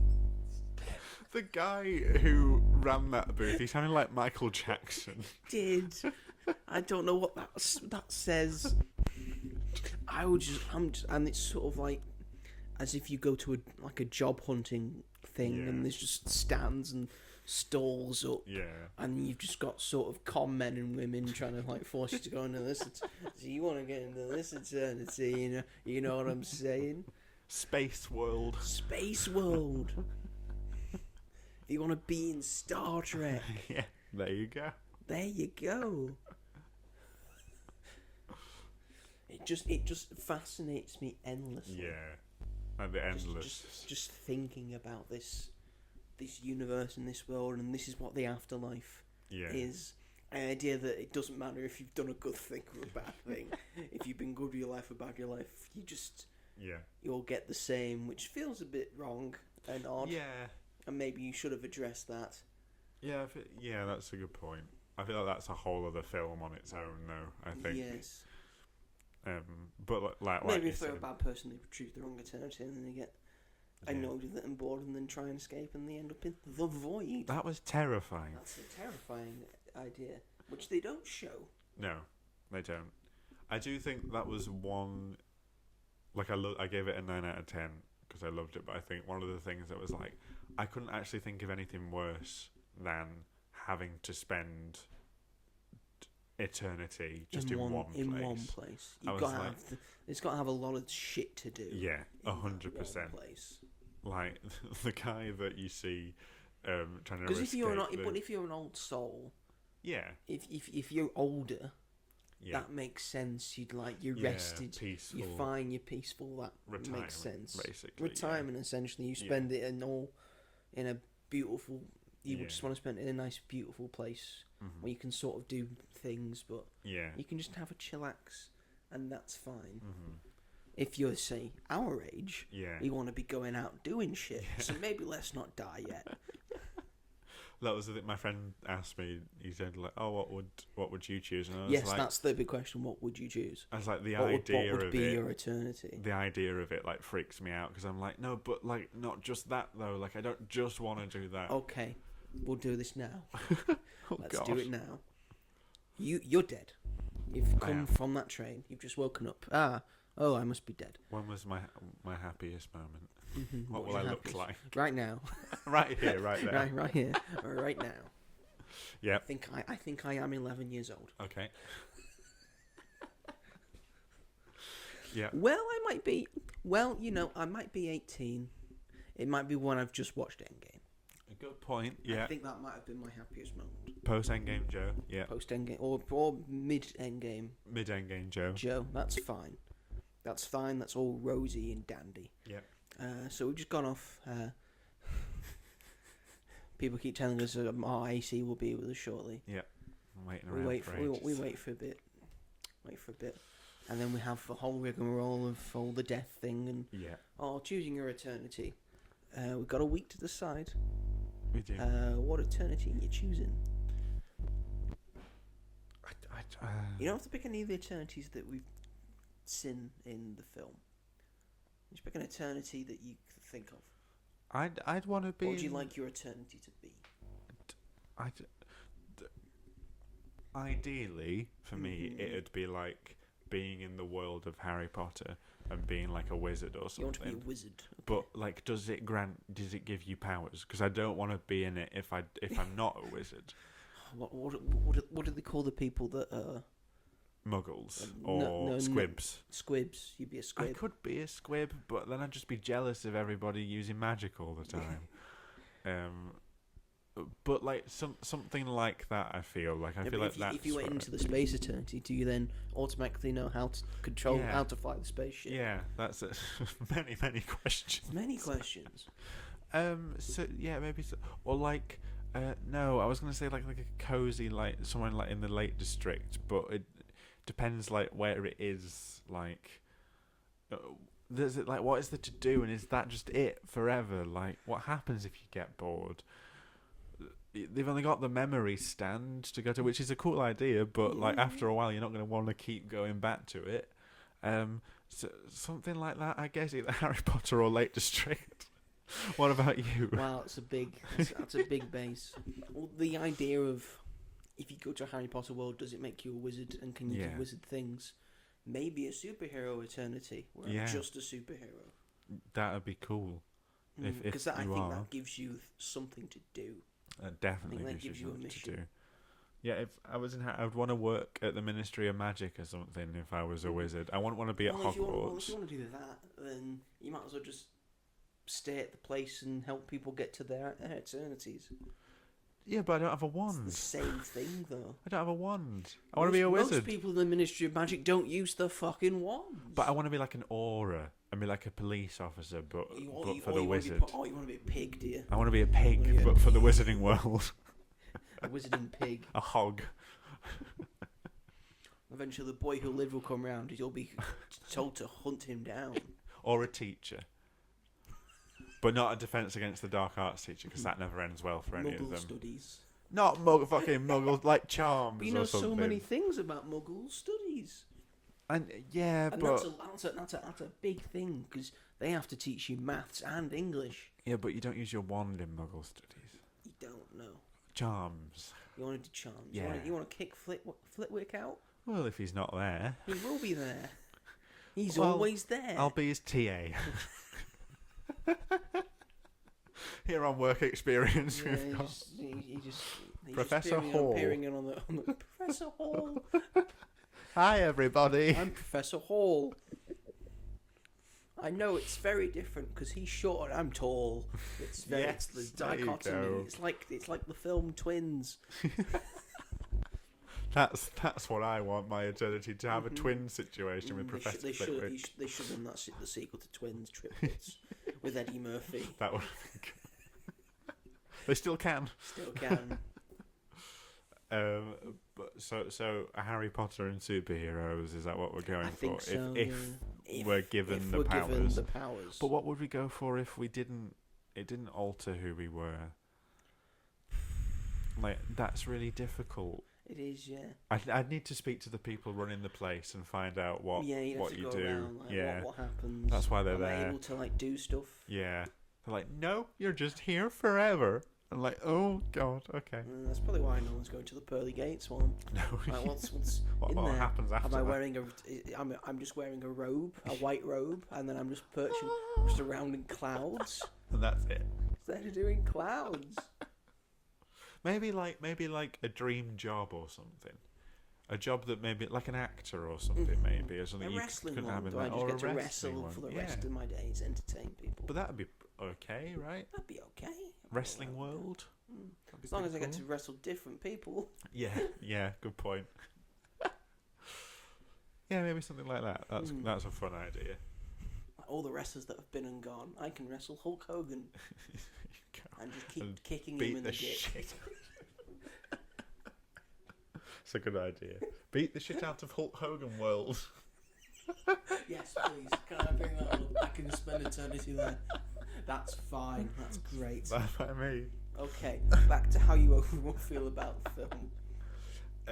Yeah, really love it, and I love the sort of last half an hour where you think it's going to end, and then it doesn't. And I think it ends in a really sweet way, and the way they explain it, I feel like it makes the most sense. It's really hard to talk about without spoilers, that last bit, but what she realises, like, I can't, because it'll spoil what she it. realises makes sense. Yeah. It makes sense. And it's just, and I think all three of them have really good chemistry together, like, individually. It was like, I think Miles Teller and Callum Turner have really good chemistry when they're both on screen. Eventually, yeah. When they get drunk together, which is very fun. I liked the dichotomy of when Elizabeth Olsen's with Callum Turner. It feels like that sort of young love sort of thing, and then when Miles Teller and Elizabeth Olsen, they're sort of like an old squabbling, lovely couple. Hey, honey. Oh, Larry, come on. Yeah, that was the performance. That was a fun thing. Yeah, really good. Yeah, it was just really good. I loved it a lot. I can see myself watching it a good couple of times in the future, a couple of times more. Yeah, just I think my mum would lovely film. like this. Yeah, I think it's very much. I feel like everyone would sort of like. Interestingly, though, my friend really loved it until the last 20 minutes or so. Well, Did you also have? so did I. Oh, okay. I thought for the most part this was a very fun and excellent film. Yeah. It had great performances, great side characters. Again, Divine John Randolph. Oh, you're my queen. And it looks gorgeous. Yeah. It's so bright and colourful. I'm so happy we've got colour back in films, and it looks like this. Yeah. Everything looks great. All the places and eternities that we see, very beautiful. Yeah. Again, it does not stick the landing in terms of its ending for me. Okay. Its final third, Right. it really doesn't go well for it. Oh, okay. Because I think it just needs to make a decision. Right. It gives us this idea of we have to make a big decision here. Yeah. Who's she gonna go with? Yeah. And then it decides on one thing. Yeah. And it says, "Oh no, we're not finished. We'll just do this one."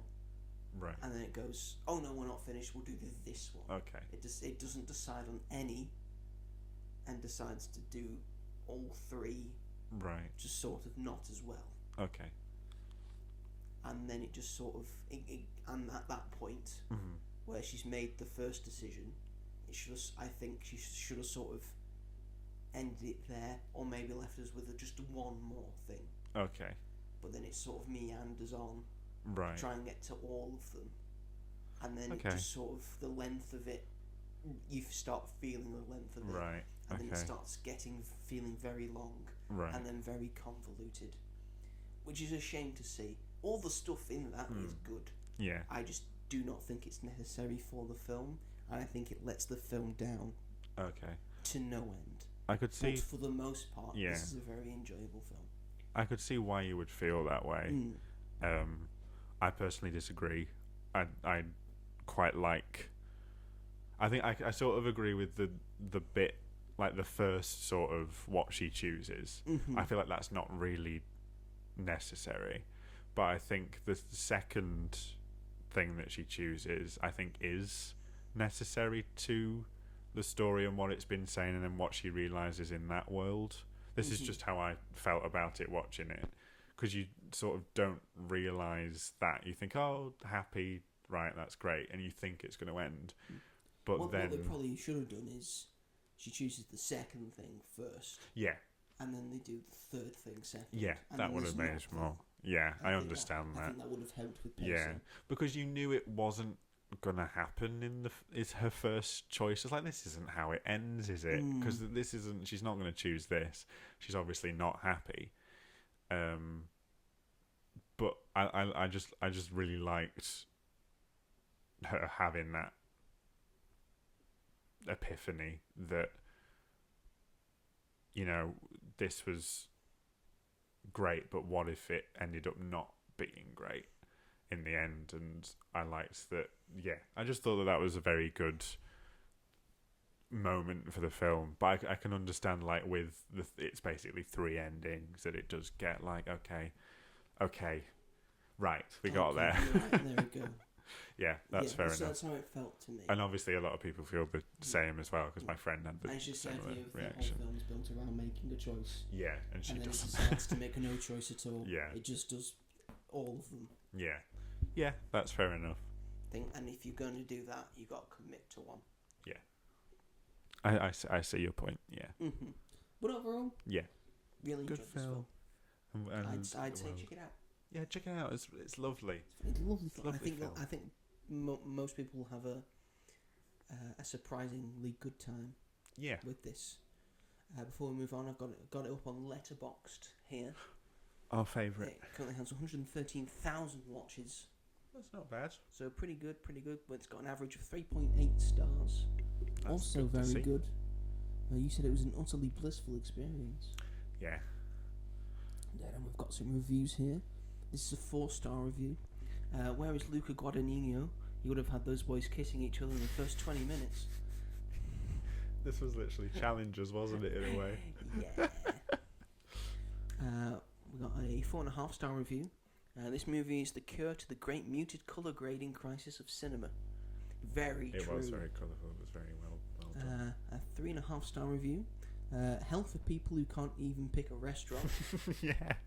Oh my God, Most yes. women. Yeah, I said it. We got a 4-star review here. Walked out of the cinema rethinking my whole life.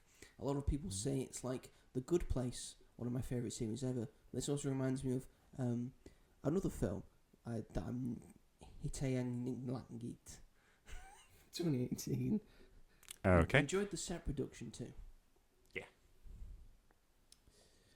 Someone's just hearted the film but hasn't given a review. Too predictable, but made me tear up a little bit. Too predictable. I disagree with that very strongly. And then we got a 3-star review. She shouldn't picked her current man to begin with, haha, without having to go through hell and back again. Overall, an interesting film and an A24 production is always an approval from me. I don't always agree with when people say A24 production because they've made a lot of stuff that people don't like as well. Yes. And they are also... That's what happens with most studios. Yeah, and also they only really distribute films. They're not really behind any of the creative decisions. They sort of get behind smaller pictures. Yeah. And will give you some funding so you can... Yeah, like it's not them who's making it. In like the BFI and that sort of sense. Yeah. So, but you know, it is nice when one pops up because you know that there's going to be something like more to it. Interesting. Yeah. Yes. And different. But yeah. Yes, that was Eternity. Shall we move along to our other big film of the weekend? Yeah. Because regardless of how we see Quentin Tarantino, Yes. and I will stand on record, he is a good filmmaker. Yes. With bad film opinions. Yes. Such as Paul Dano's not a good actor. He's a twat. Yeah, I think. Quentin Tarantino's a twat. Not Paul Dano. We love Paul We love Dano. Paul Dano. He's fantastic. We He's an love him. excellent actor. Yes. Yeah. I've always thought that this man is a creepy little weirdo. He's odd. And I think his comments about actors this past week have been so cruel, really harsh, But then unnecessary. again, he sort of does this a lot, maybe just to spark up Probably. controversy and get his name in papers. But I think he's sort of turning into George R.R. Martin in a way, where he's just sat back bitching about things that he doesn't like instead of actually getting on with the thing that people want him to make. Because he can't get anything made. Can't get anything made. And He doesn't know what he wants to make. And that's can't be his fault. No. It has to be everyone else's. So he has to re-release one of his most popular films back into the cinema with a new anime segment, which is great, but also with a new Fortnite short, which is terrible. So we will get into it. Yes. Because yes, we have Kill Bill, the whole bloody affair. What the fuck? I know, what the fuck is this? This is What? essentially Kill Bill Part 1, Kill Bill Part 2, Yeah. but mashed together as the director intended. He always intended this to be one film, which is why it goes down as just both Kill Bill Part 1 and 2 go down as, I think it's the fifth film by Quentin Tarantino. Fourth, I think. The fourth film by Quentin Tarantino. Yeah. They're both the fourth Yeah. by Quentin Tarantino. Which is why he's done 10 movies, but he hasn't done the 10th film by Quentin Tarantino. Get to your next one. And it's not going to be the film critic, it's going to be... No. Stop that. Fucking else. Fucking Getting a Cliff weirdo. Booth film instead, and he's not even directing no. it. Weird. Good God. Yes, so this merges them all together. It's sort of a director's cut. In a sense, it changes things up. It adds certain things. Like you've said, it's there was already an original anime bit in the original Kill Bill. It extends it. Yeah. It gets rid of some stuff near the end, at the end of Part 1 and at the start of Part 2, so it feels more cohesive. Yeah.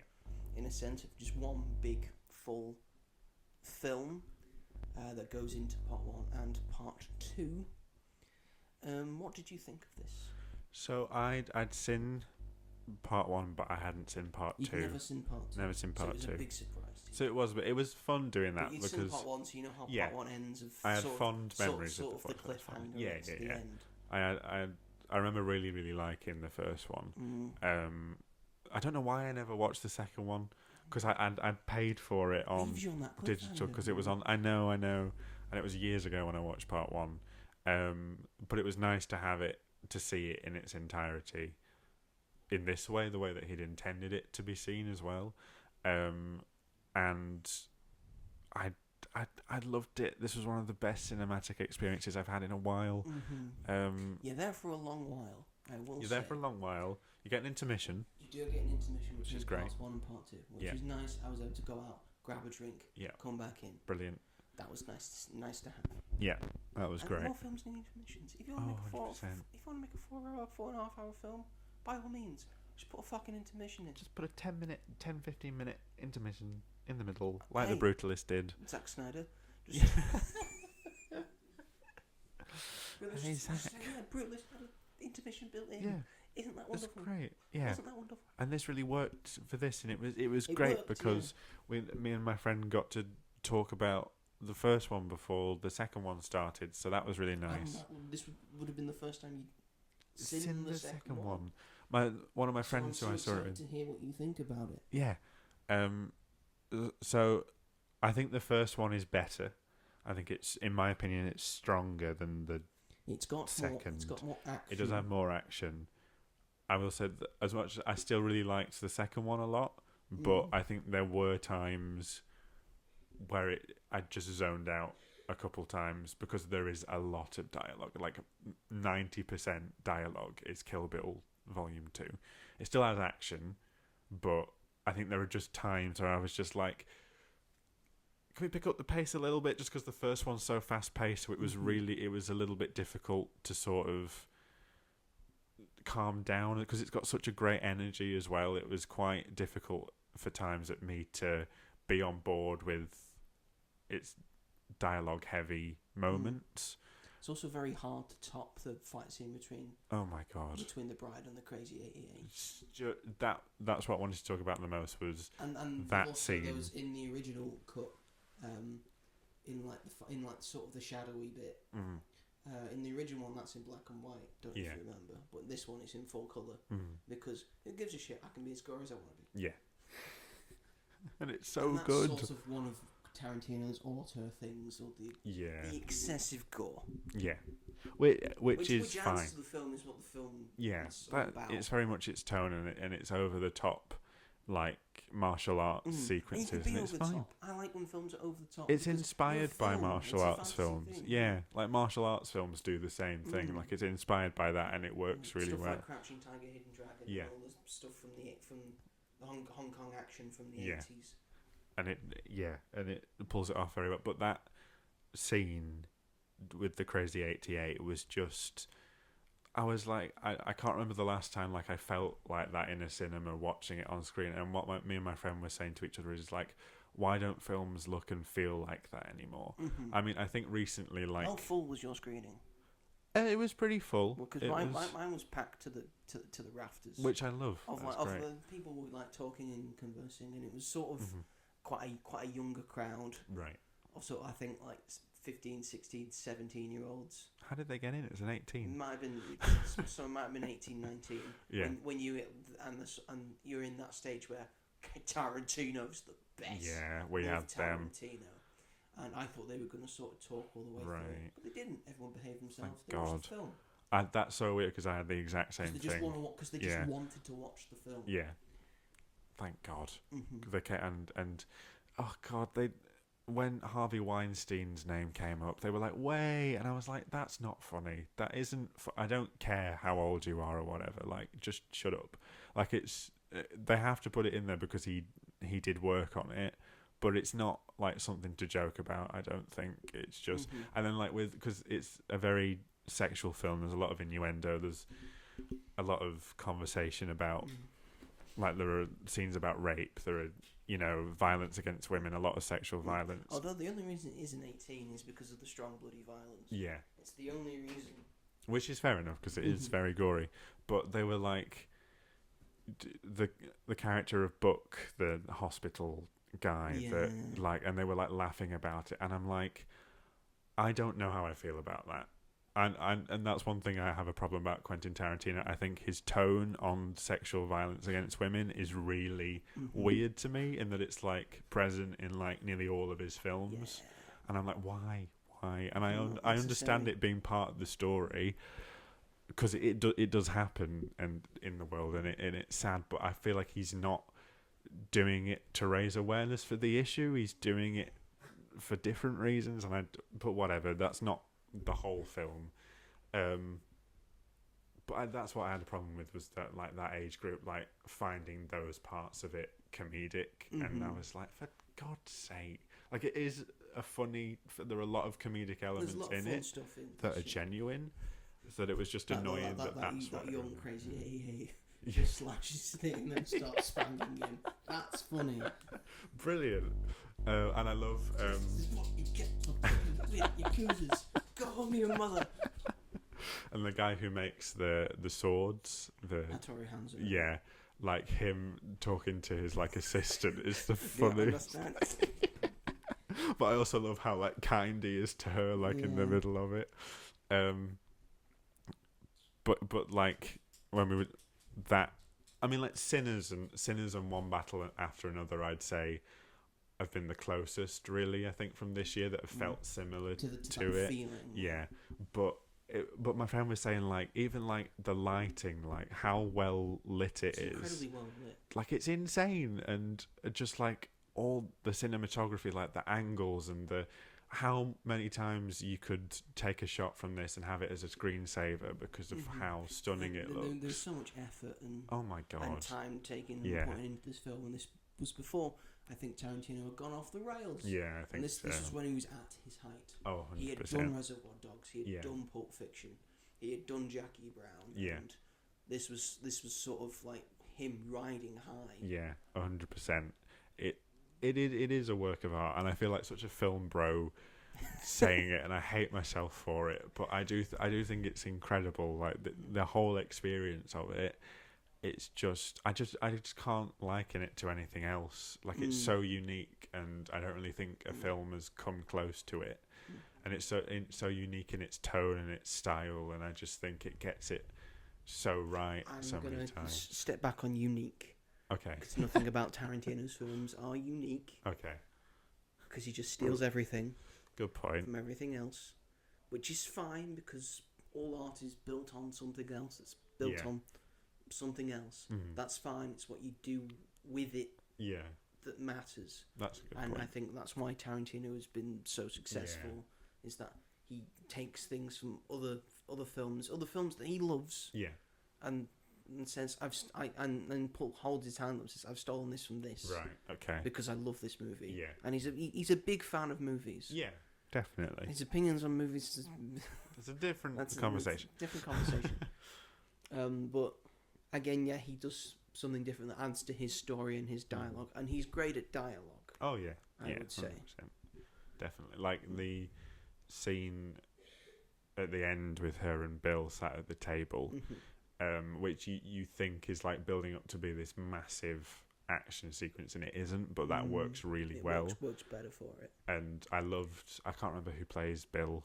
I can't remember his name because he passed away before it came out. I think so. Cast. It's David Carradine. But I loved him, and I thought he has a lot of dialogue in. He died in 2009.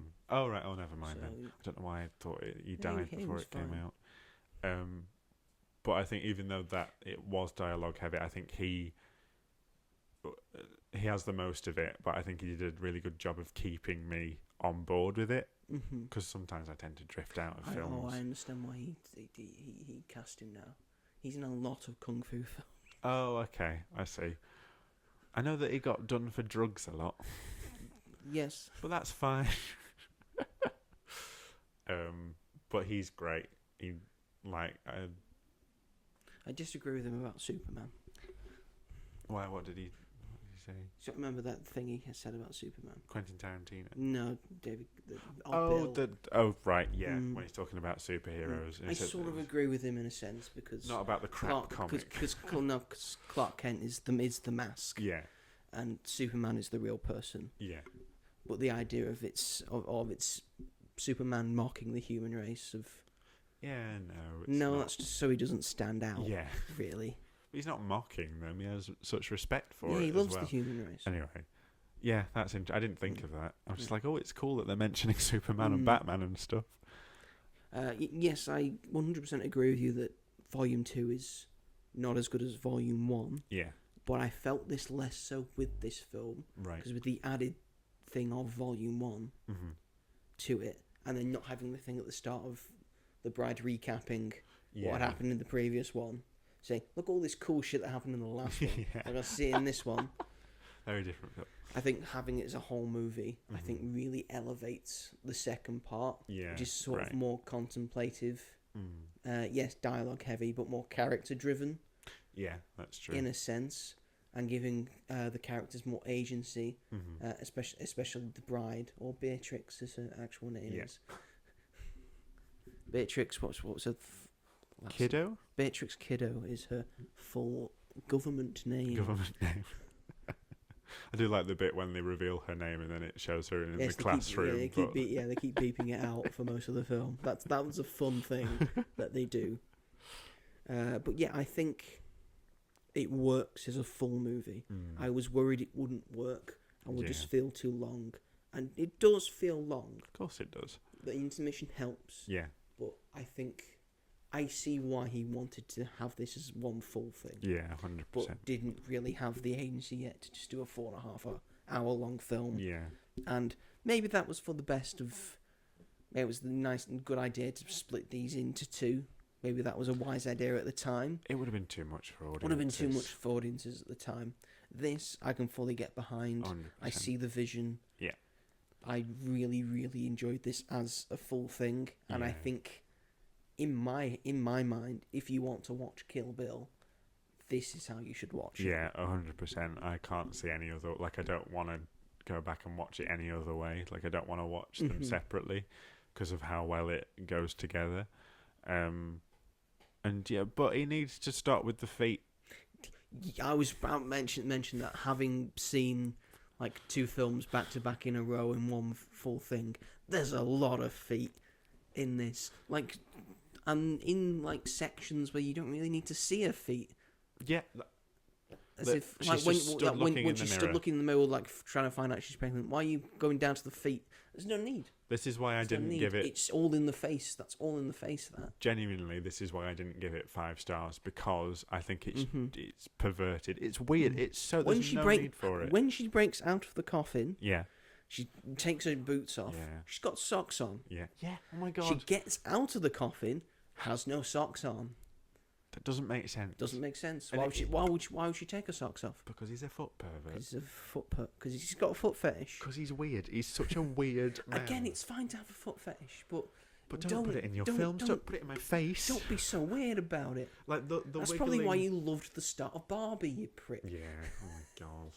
Like the wiggling the toe bit is good. It's good. It makes sense for that's 100%, fine for the film. But if it would make me feel better if I didn't if it adds know to who the was film, behind it. that's fine. Oh, it definitely but if it's does. not adding to the film and you're just putting a snippet of her feet in for seemingly no reason, then I don't see the point in it at all. And it was like a lot of the time as well, and he's a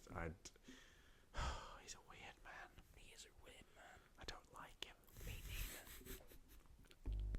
Creepy. But the film's good. The film's pretty good. He makes some pretty good films. I think it's probably my favourite thing that he's done that I've seen. The other things... I can like someone's films and not like them as a person. Yeah.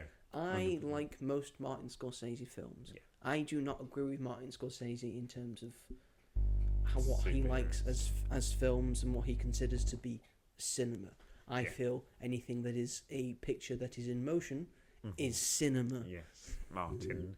Yes, Martin Stop Scorsese. gatekeeping things. Yes. Do you want your films to be shown the or not? 1,000 player Civilization rich versus poor video is cinema.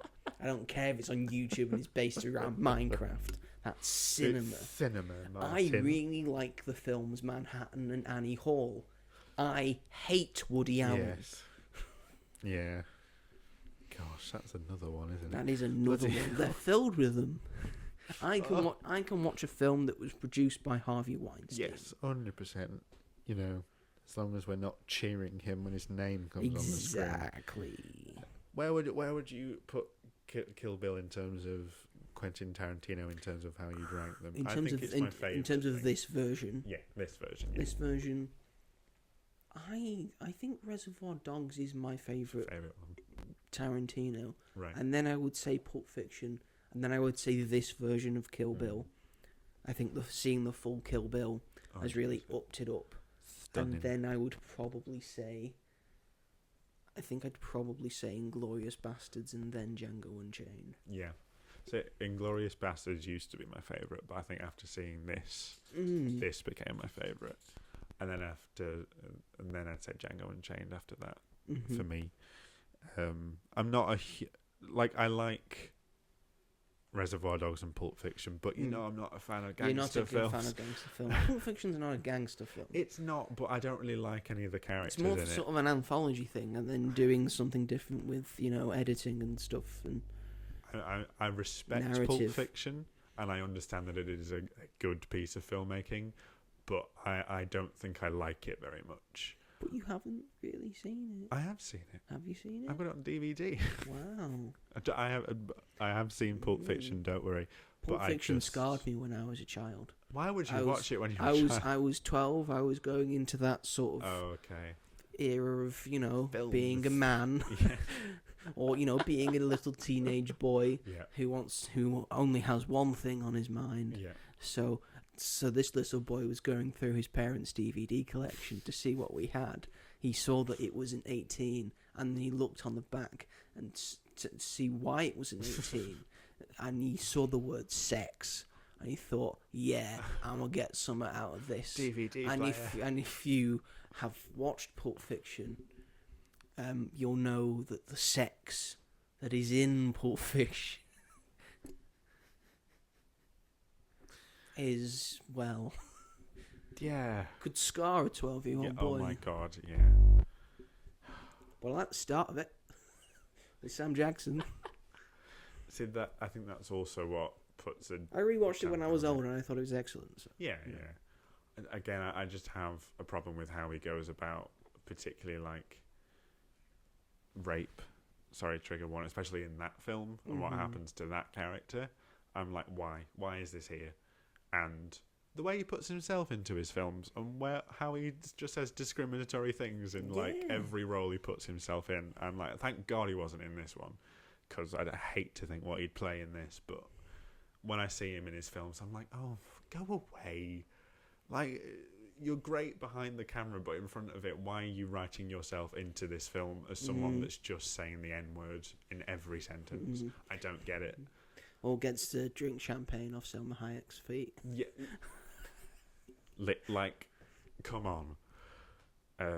So yeah, I loved it. It's fantastic. But it's a good film. We have bad problems director. with the man who made it. Yeah. Oh. Good film, bad man. Yes. Anyway, is that the show? I think it Unless is. you want to talk about awards season and all these nominations that I've got in front of me. Can do. You can do if you want. All right, so I have in front of me.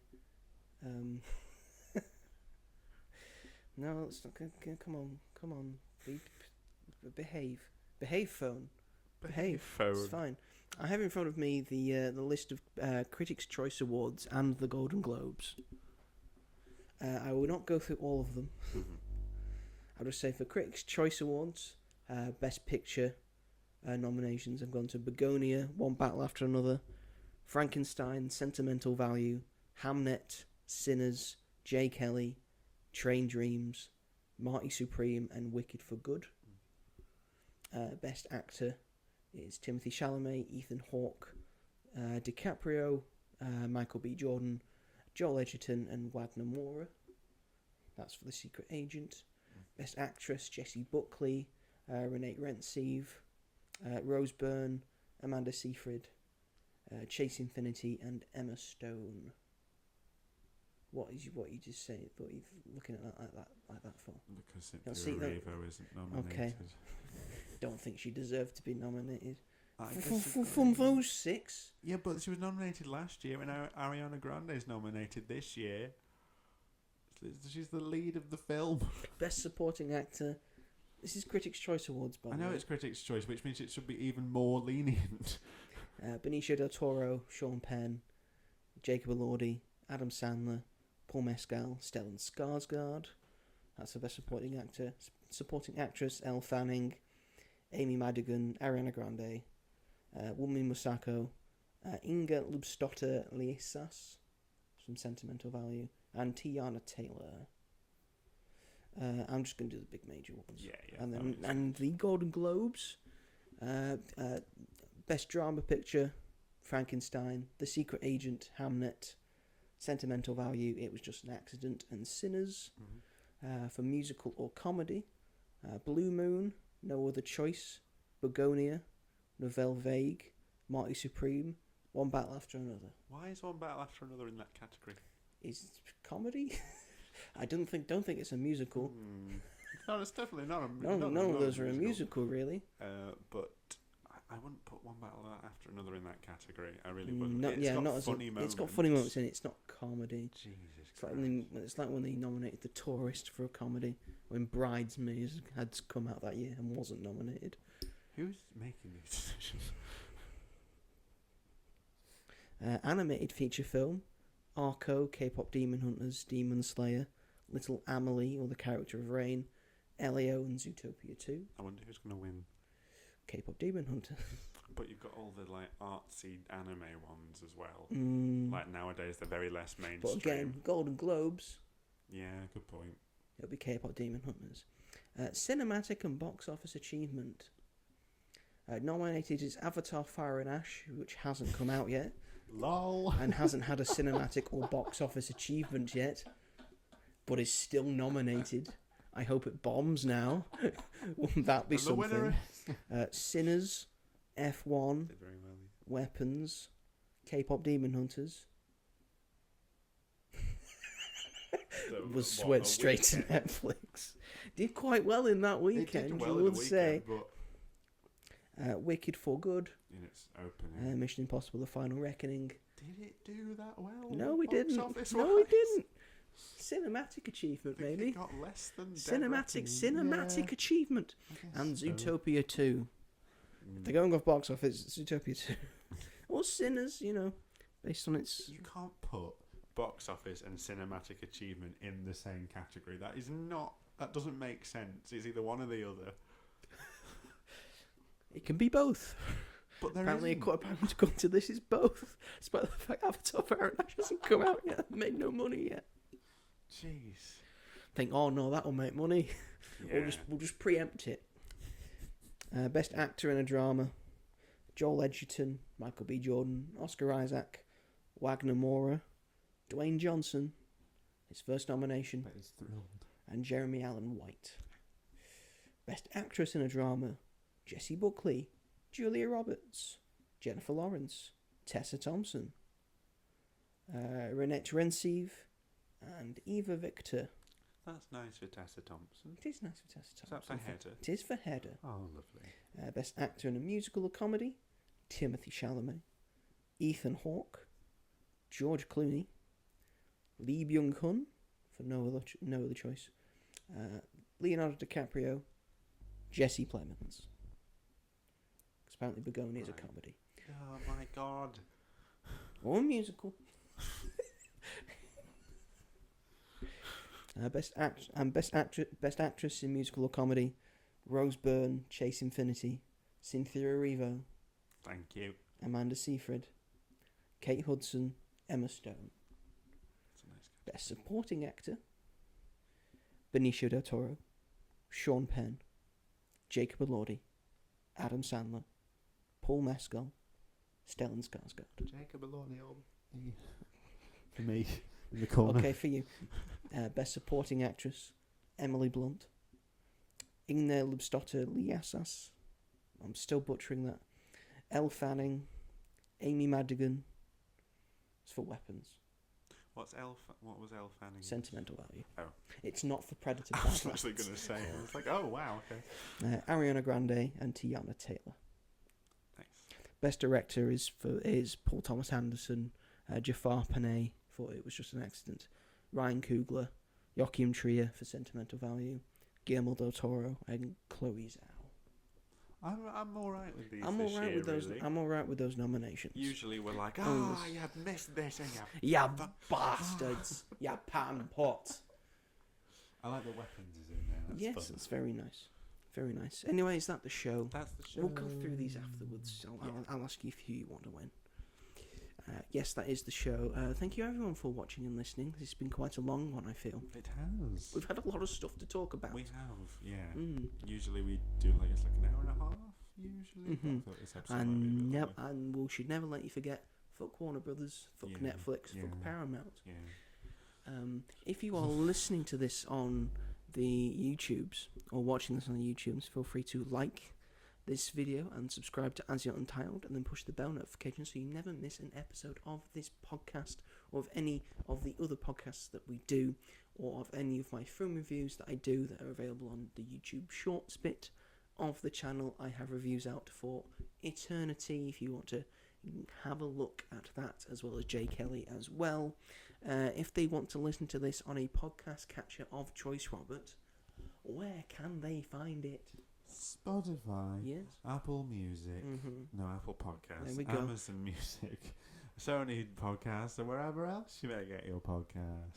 Thank you very much, Robert.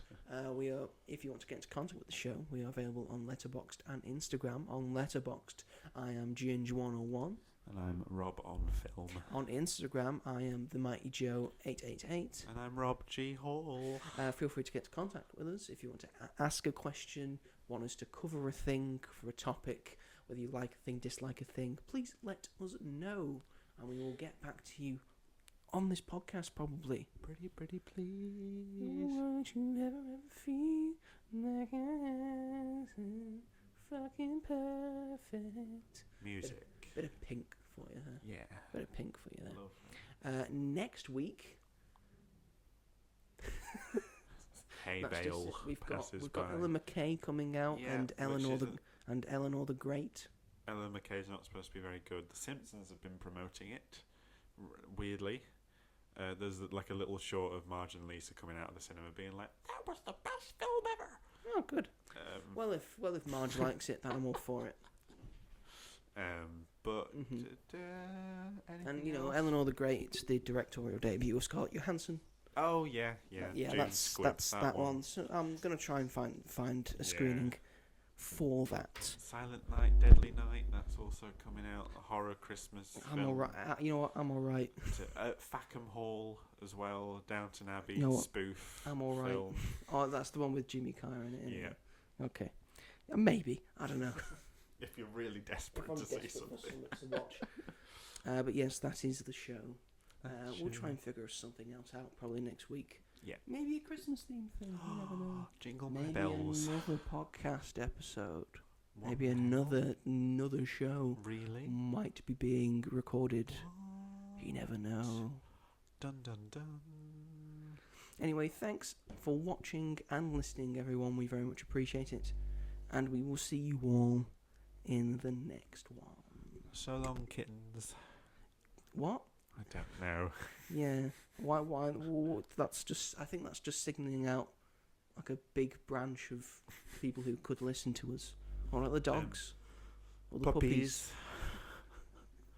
Right, this is our new sign off. He says goodbye kittens. I say goodbye puppies. Alright, 3, 2, 1, go. Goodbye, kittens. Goodbye puppies. God, it's the gayest thing we've that's ever That's done. the worst thing we've ever said and done. Anyway, thanks everyone. Take care.